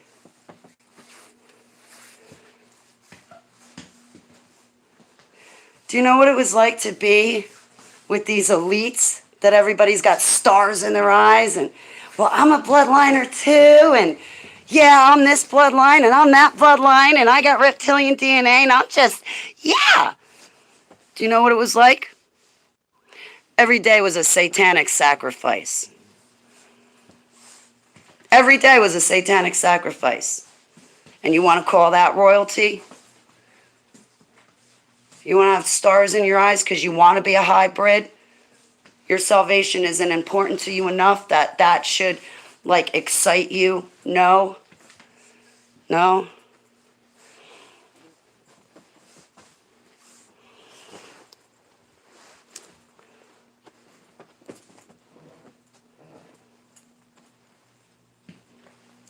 The Illuminati families do not live like you and I live, whatsoever.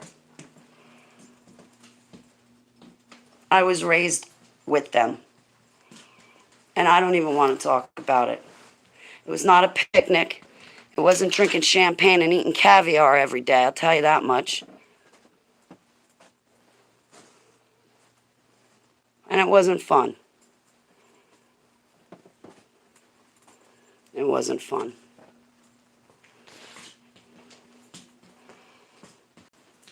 I'm seeing my altars pop up. The Synagogue of Satan. Thank you, library files. They are the Synagogue of Satan.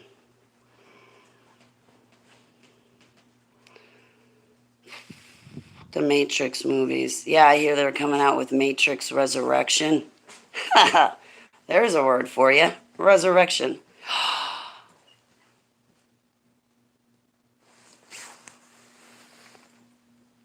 Oh no, Amber. Heavenly Abba, please take this pain from Amber. Lift it off of her and just dissipate it in Yeshua's name. Take this cancer off of her and dissolve it into thin air in Yeshua's name. Heavenly Abba, I pray it beyond in your will. Please cure and heal Amber of cancer and all other ailments and pain. Please give her a clean bill of health.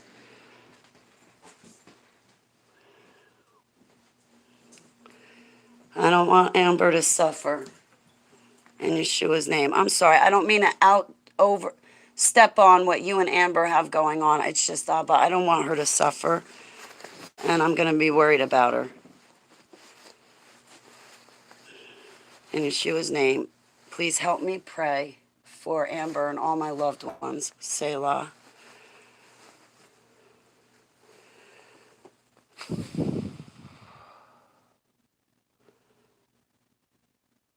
Oh my God, Amber.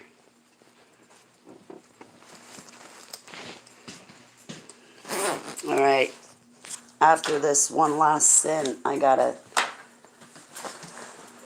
gonna put the cigarettes down and start my day.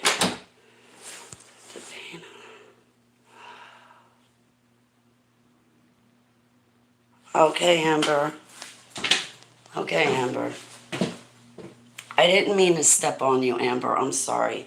I can understand that, Amber, because there's been times that I went to Heavenly Abba and I said, this person's telling me no, but I'm going to ask you. Take it from them and put it on me. I'll carry it. And Abba has respected sometimes my request, and he's let me carry for them whatever it was, whether it be a sickness or something else. I have a lot of respect for you, Amber. Heavenly Abba, please give Amber more of your power and strength. And please bless her heart for being so kind and loving that she would take somebody else's pain from them to carry herself. That takes such a huge, brave soul. That's very admirable. In Yeshua's name. Yeah, put it on Yeshua. Yeah. Yeah, see, I have a bad habit of taking it out of Jesus' hands and putting it back in mine. I have to remember to leave it in his hands. Similar with the cigarette smoking. Let my no be no, right?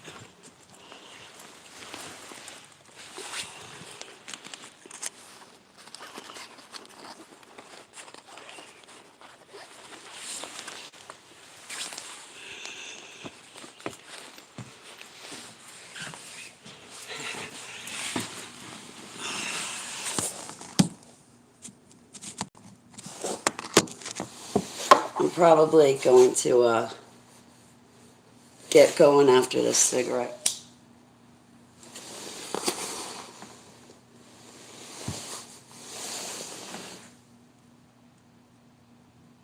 When he died, my help. You're helping, Amber. You're helping. You're helping a lot. You've helped me. You've kept me company during some real hardships. You're definitely helping, Amber.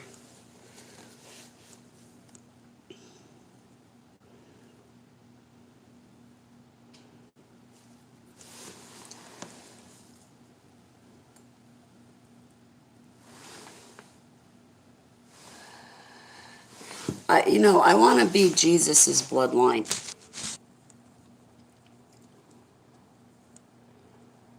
We're all black when the light goes off.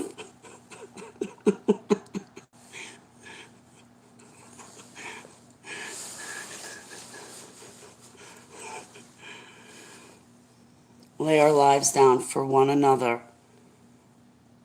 That is so admirable. It is, right? I agree. Yeah, Yudhe Vav Hey in UK. I agree. It is admirable. Do you know I saw somebody do that, lay their life down for another person recently? They came to me, a person came to me and said, Holly, pray for me. I feel like I damned myself to hell because I got the vaccine. I was like, well, it's a part of the mark, not the mark, but I'm going to treat it like it is the mark and start saying no now and get used to saying no. But I was like, you didn't damn yourself to hell. I went before Abba and we were praying together and we were all talking, and the two of us were talking to Abba. But do you know that one of my siblings in Christ took the vaccine solely for their spouse to come home from the hospital? And had they not taken that vaccine, their spouse would not have come home from the hospital. The hospital would not have released them. So this person went and put themselves in, this sibling in Christ went and put themselves in the position of certain doom so that their spouse would be sent home from the hospital and could come home. That's That's you, Amber. That's bravery.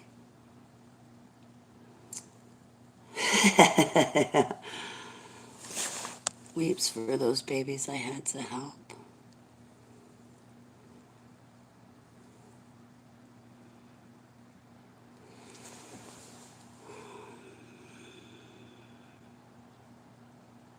Yeah, yeah, the hospital wouldn't let the one guy go home until the wife got a vaccine. So she got it, came back, did the metal detox, trying to clean her system out of the graphene oxide and luciferase. um, but I stopped. I was like, what you just did is brave and admirable. You laid your life down for another person. I was like, you're not damned. Like, Abba, give me the words to say to make sure this person knows they're not damned. And like, I was set back by that. I was like, wow, that opened up a whole new dialogue for Abba and I. But I'm going to tell you, when it is the mark, we can't get it. We can't get it, even if it's to get somebody out of the hospital. Once it is the mark, we're looking at the rise of the beast system. It's rising, but I tell you, that testimony that lady gave me, I was set back, and I thought, wow, if I could be that brave for one of my siblings, you know, I would do that for any one of you guys.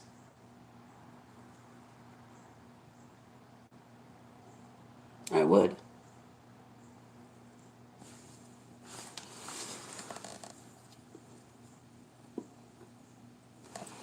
You know, like, I'll be sick for you so you don't have to be sick and you don't have to go through it.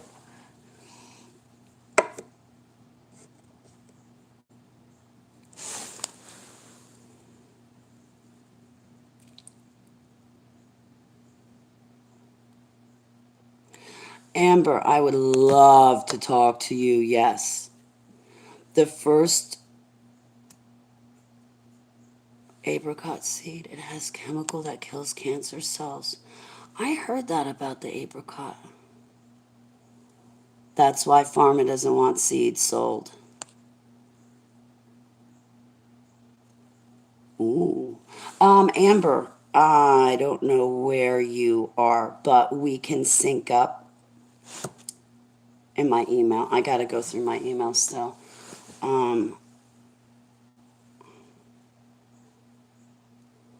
Selflessness. You know, that's so funny you mentioned the key. The key. The spark. That thing I hid and buried deep inside of me so that when I went through the MK Ultra projects, they couldn't find it and they couldn't get at it.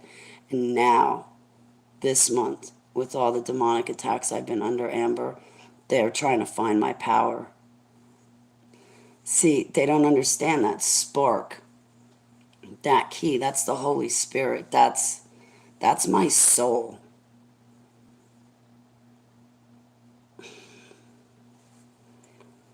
That's my connection to God. We all have it. Really? Pittsburgh. I'm in New Jersey. RSO. I got some RSO, actually.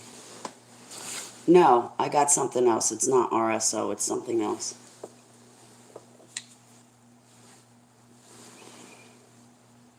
I don't know what I'm going to do with myself today. Los Angeles. Wow, Los Angeles. I'm in Stortsville, New Jersey. It's a little tiny town. Like, if I wasn't doxxed, Stortsville, New Jersey would not be on the map. It really wouldn't be on the map. It's like a little... You want to see the town of Stortsville? Let me show you. And I'm gonna get going. Yeah, I'm gonna go this way. It's safe on this side. You want to see my town? Basic training, Fort Dick. What is with the 80s library files? I don't remember the 80s. I have like one memory. You want to see a town? Look. Okay. There's one end. And there's the other end.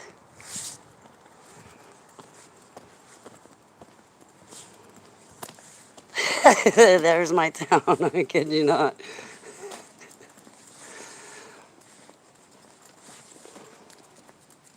My soul came from someplace special. What's with that cryostasis? Amber, was I put through that cryostasis? Can I, like, please speak to Commander Casbolt now? I've been waiting 7 years.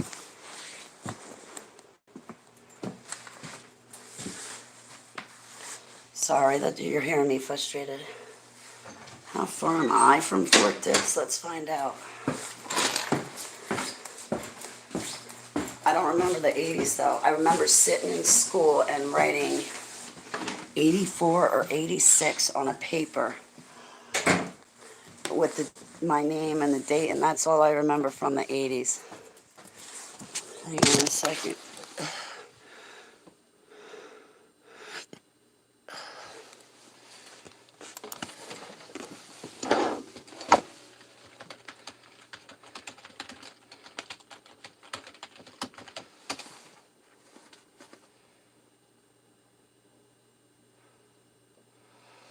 Well, that doesn't make me feel so warm and fuzzy.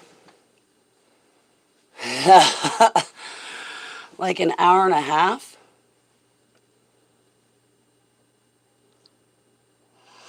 I had a cousin that went to Fort Dix.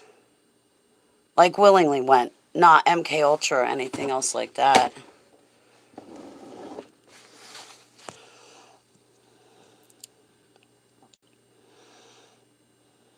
Chewy has it too, might be cheaper.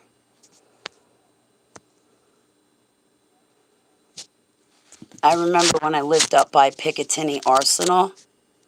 You know where Picatinny Arsenal is?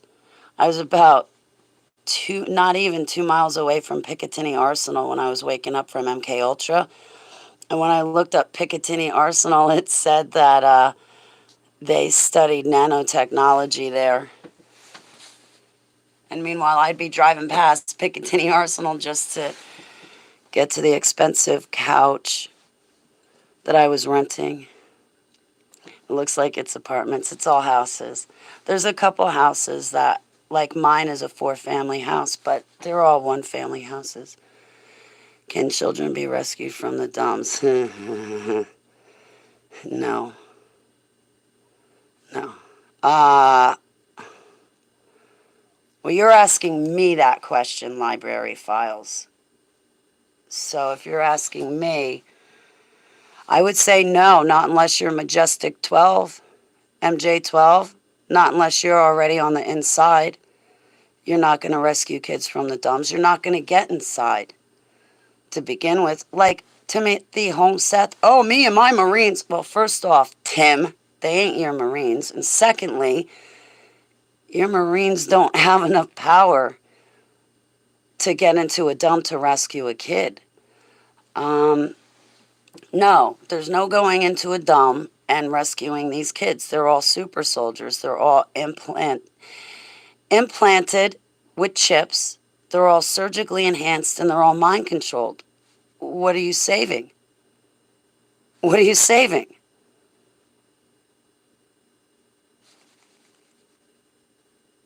You're going to go in there and have a fight of your life, and they're going to be the ones to walk out.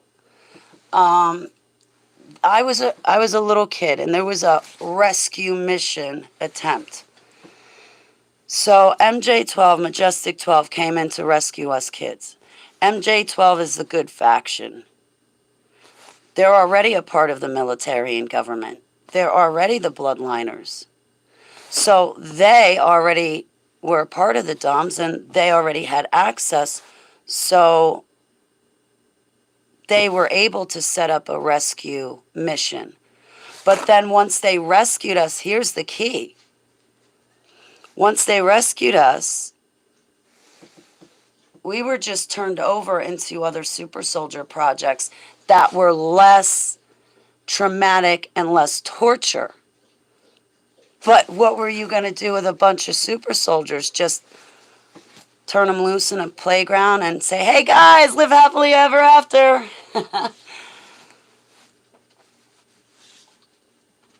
I've had 7 years to deprogram and I'm an adult. Can you imagine with these kids how long it's going to take? And most likely it's not going to take because these kids in the dumps, they've been sold the fake Jesus or they've been totally turned off to Jesus that you even say the word and you've lost their attention. No, unless you're already in the DOMS and you're gonna, stuff one of those kids in your pocket and walk out the door if you can get by. There is no rescue mission. Those kids are staying where they're staying. Look at the nightmare, look at the Hall of Nightmares. Like these politicians that didn't follow the plan and the company came and got them. Yeah, they throw them in a dump to forevermore be hidden. And then they put a clone in the place. What can be done? Library files. Pray. Pray that God gets them out of the cage. And once they're out of the cage, that Jesus reveals himself to them so they get to know him for him and not for this world. What can you do?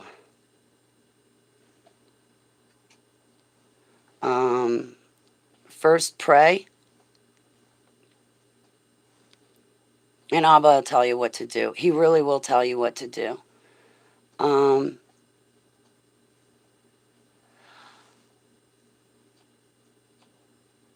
I don't think there's any rescuing them because even in the Bible it says that people are going to run to the mountains and tell the rocks to fall on them. So the Illuminati families, the sons of the Nephilim, the 10 kings of Revelation, they're all going to run to the DOMS to protect themselves because God's coming back. And they don't want to see him come back and they know he's on his way. So I don't think there's really any rescuing them because you can't break in. You'd have to already have access. Or you'd have to know their agenda. And like when MJ-12 did the rescue mission on us, they got us when we were in a convoy being moved from one base to another.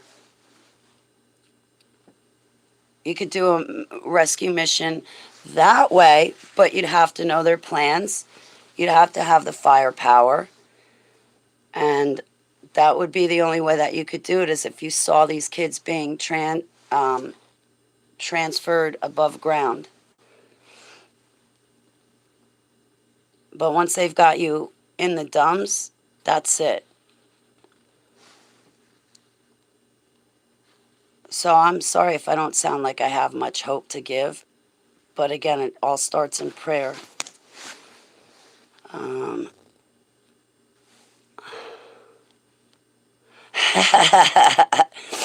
What can be done?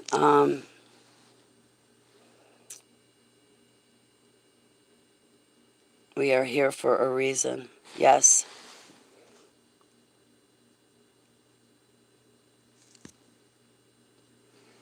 I'd like to talk to you more, Amber, and we can do it in private.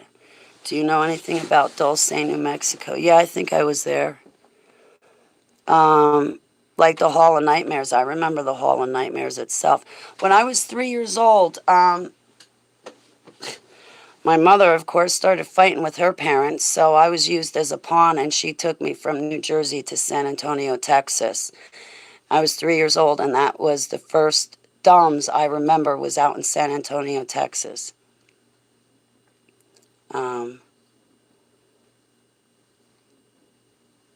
I remember some of the Hall of Nightmares, not much. I remember there was this one thing this one experiment they had done, and this thing would just cry out, please kill me, please kill me, please kill me. I don't know what I am. Kill me. The experimentations they have in the Hall of Nightmares,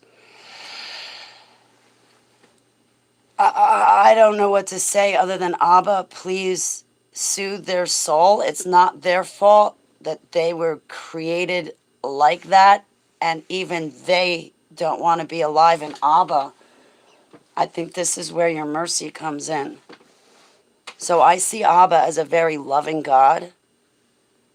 Now, I don't know exactly what they're doing in the Hall of Nightmares, but there's some creations there that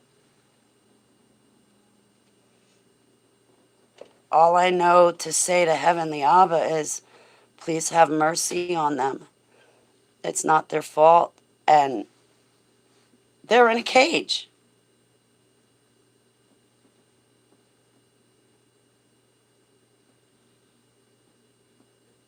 I don't know how anybody works in those dumbs. Look at Las Vegas. Not Las Vegas.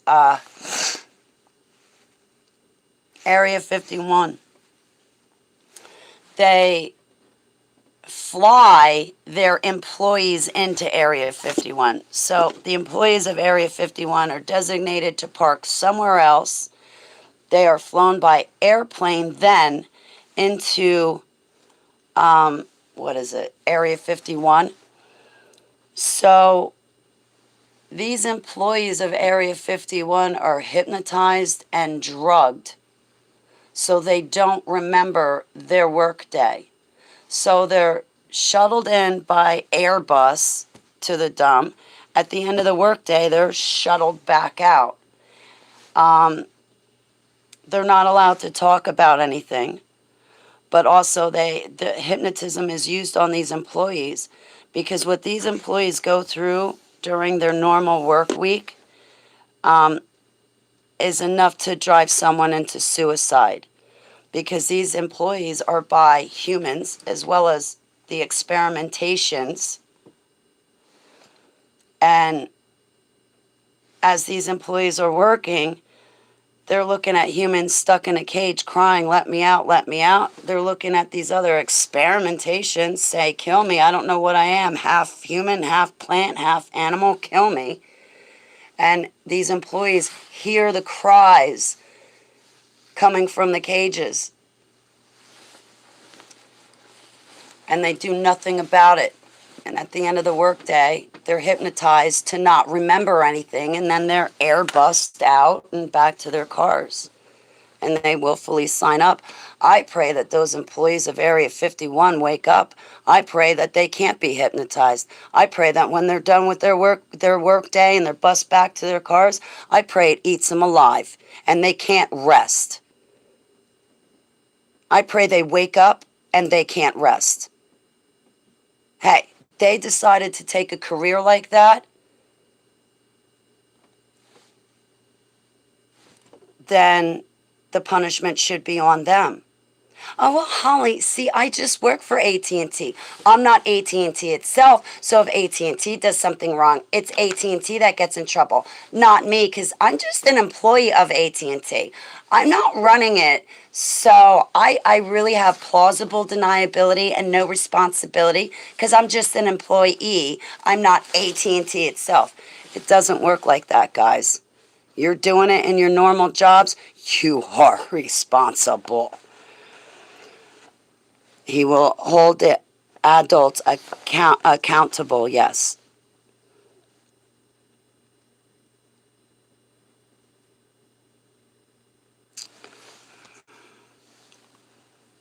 Fort Sam Houston, I don't know library files. The children are innocent, but, children do grow up. And when these children grow up, they have free will. And if their free will isn't to choose Yeshua HaMashiach, then at that point, they're going to be held responsible.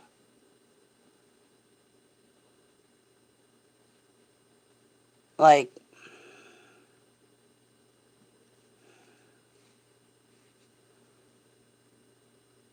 Like, if I didn't turn to Yeshua HaMashiach 7 years ago or even now, everything I did as an active super soldier would have been on my shoulders and I would have reaped the punishment for it. But I've turned to him and I have repented, and he has saved me and set me free and washed and cleaned me in his blood. But as an adult, if I didn't turn to him and say, Abba, I think I was used in these super soldier projects, I wouldn't automatically get into heaven. You know what I mean? Because I'm an adult. Sorry.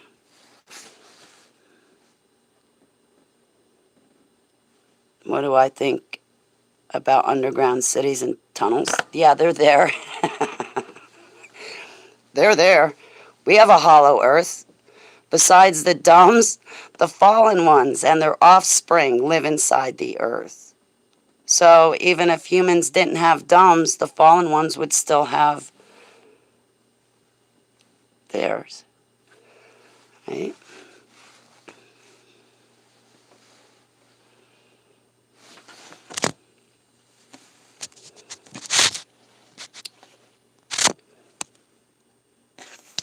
They had us at Area 51. I think it was Area 51 because I don't know where else they would have done it, but I'm assuming it's Area 51. They had us kids at in a bunker,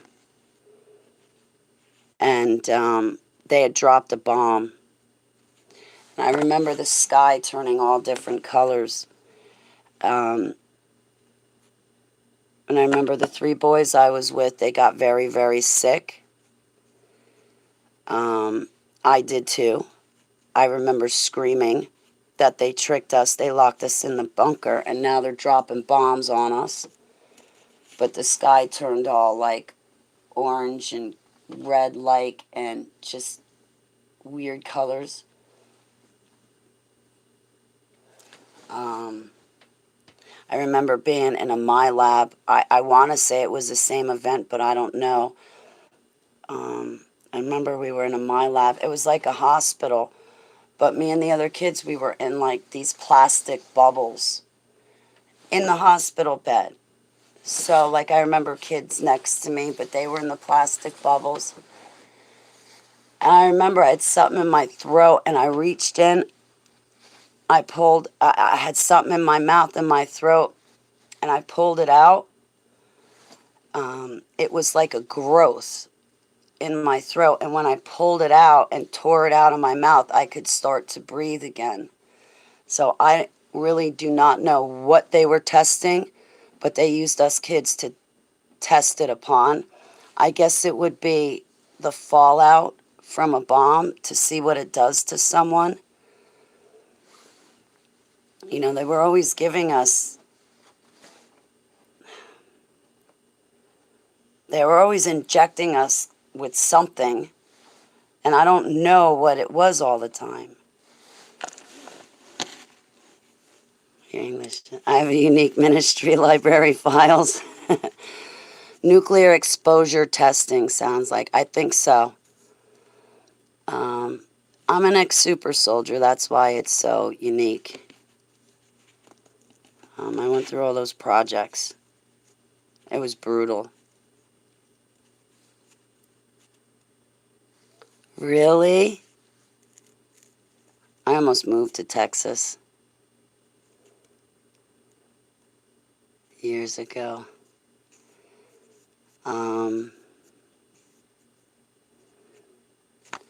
Yeah, I'm an ex-super soldier trying to get right with Yud Hey Vav Hey. That's probably why the topics of conversation are what they are here. Yes, China Lake, I've read, has MK Ultra. Yes. The dumbs, I remember, well, not, I mean, I remember them, but I don't know where I always was. But I remember on a few occasions where I was, and I was in dumbs in the UK, Montauk, San Antonio, Texas, Nelson, Canada, but that's like an open aircraft hangar, but still, I consider it a dumb. I was in Bimini, there's a dome. It's kind of half on the ocean floor and half above the waves. That's where we trained with dolphins. Yemen, Iraq. That wasn't a dome in Iraq. We were just there with Saddam Hussein doing whatever he had us doing.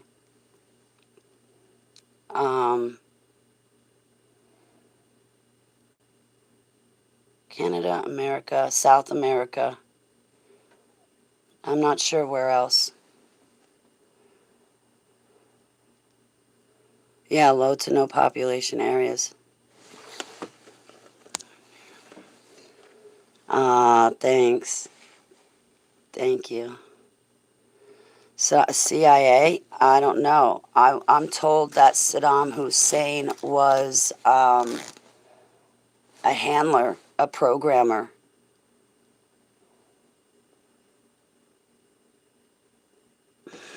So, yeah, I guess he'd have to be, but I don't know. Like George Bush Sr., he was a boss to us super soldiers and the dumbs. People say he was a programmer. So I guess Saddam Hussein would be the same.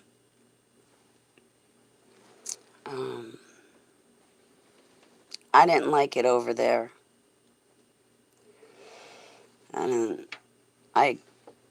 This is horrible, but I called it worm country. Because you know Satan is a snake. Yeah, CIA is from hell.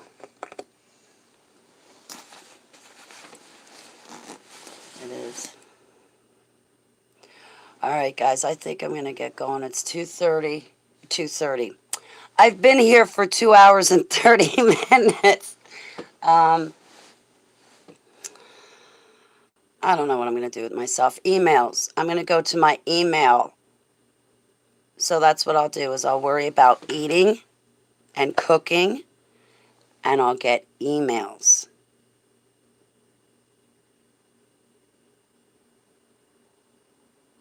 What happened? Did you do to wake up? What happened for me?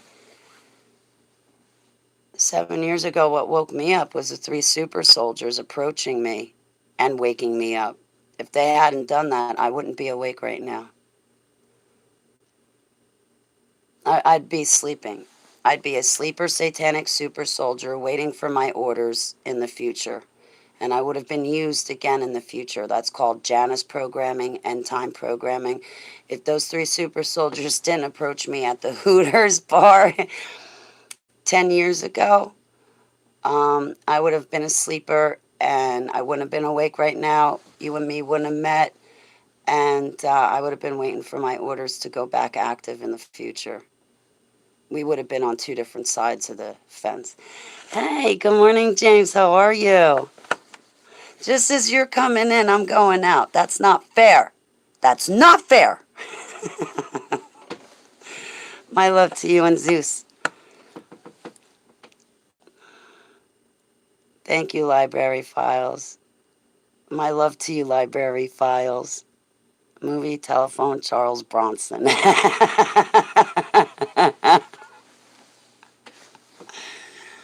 You know, I was thinking that. I was saying to Heavenly Albert, you know, I could go for one day just lounging in bed, right? Go to the library, rent a bunch of movies, and then have a smorgasbord. You know, cheese and crackers, different hors d'oeuvres, a whole bunch of different food, a smorgasbord. And just lay in bed watching movies and eating. Do you know how long it's been since I've just done that? Lay in bed, even if it's documentaries. Maybe not so much movies, but documentaries, anything. It's been like years. I used to love that, just vegging in bed and watching movies and eating. How did I access my memories? It was the 3 super soldiers that approached me. Because the second they approached me, my memories started coming back. But then after that, there is a 3-year duration. That was December 2011. Well, 2012, I kind of had to fix my life. I got rid of an ex. Oh, he's an ex now. 2013, I started turning to Jesus. I started smoking marijuana. January of 2014, I was fully smoking marijuana, fully off my pills, coming off my pills, and that's when the memories came back. I attribute me coming off the pills and using marijuana as being the biggest. The second I used marijuana to come off the pills, that's how I got my memories back. The marijuana broke down the hypnotism, it broke down the MK Ultra programming, and I began remembering. I know a lot of plastic Christians. Oh my God, did you hear that? You're just supposed to. Shut up, shut up, shut up, plastic Christians. Shut up. I'm an ex-super soldier. They didn't pick you for the job because, well, look at you as a Christian. That's why. You can't even get that right. As a super soldier, you can't be that fallible. And you have to be really smart and have a high IQ. So, hey, it's Lamp 7. I came off the prescription pills. The prescription pills were having me heavy under the hypnosis. I wasn't waking up. The prescription pills, number one, I wasn't waking up while I was on them. I came off of them. That helped. Then I started to remember back to December 2011 with the 3 high-ranking super soldiers and what they said to me. And the one, he did like when he was a child to me. He did it as an adult. When I saw him, he took his hand, he put it on mine, and he goes, Holly, don't you remember us? Don't you remember us from the cage? Oh, library files. I used to have my website, hollybaglio.com. I still own it, but the website's not up. If you want, I will send you my autobiography via email. I'm putting together the other document that has my 80 drawings of dreams and visions, as well as like some of my super soldier memories. I'm putting together the PDF document that has all 80 drawings and then the descriptions below each one. And I can get that out to you. But I can't pay per month for my website anymore. I got rid of all of that.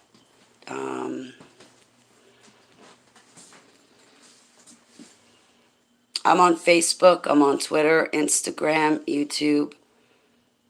I'm all over the place. I'm here. Instead of having a website, how about you just talk to me? I'll just give you me. Hey guys, I had a good time hanging out with you. Thank you so much. A lot. I am going to get going because I think a shower's in order, but also I'm going to check out my emails and try to catch up with you guys. My email address is hollybaglio11@gmail.com. So it's my name, Holly Baglio11@gmail.com. But library files, if there's anything that I have that was from my website, I'll just email it to you. And then you can have it yourself.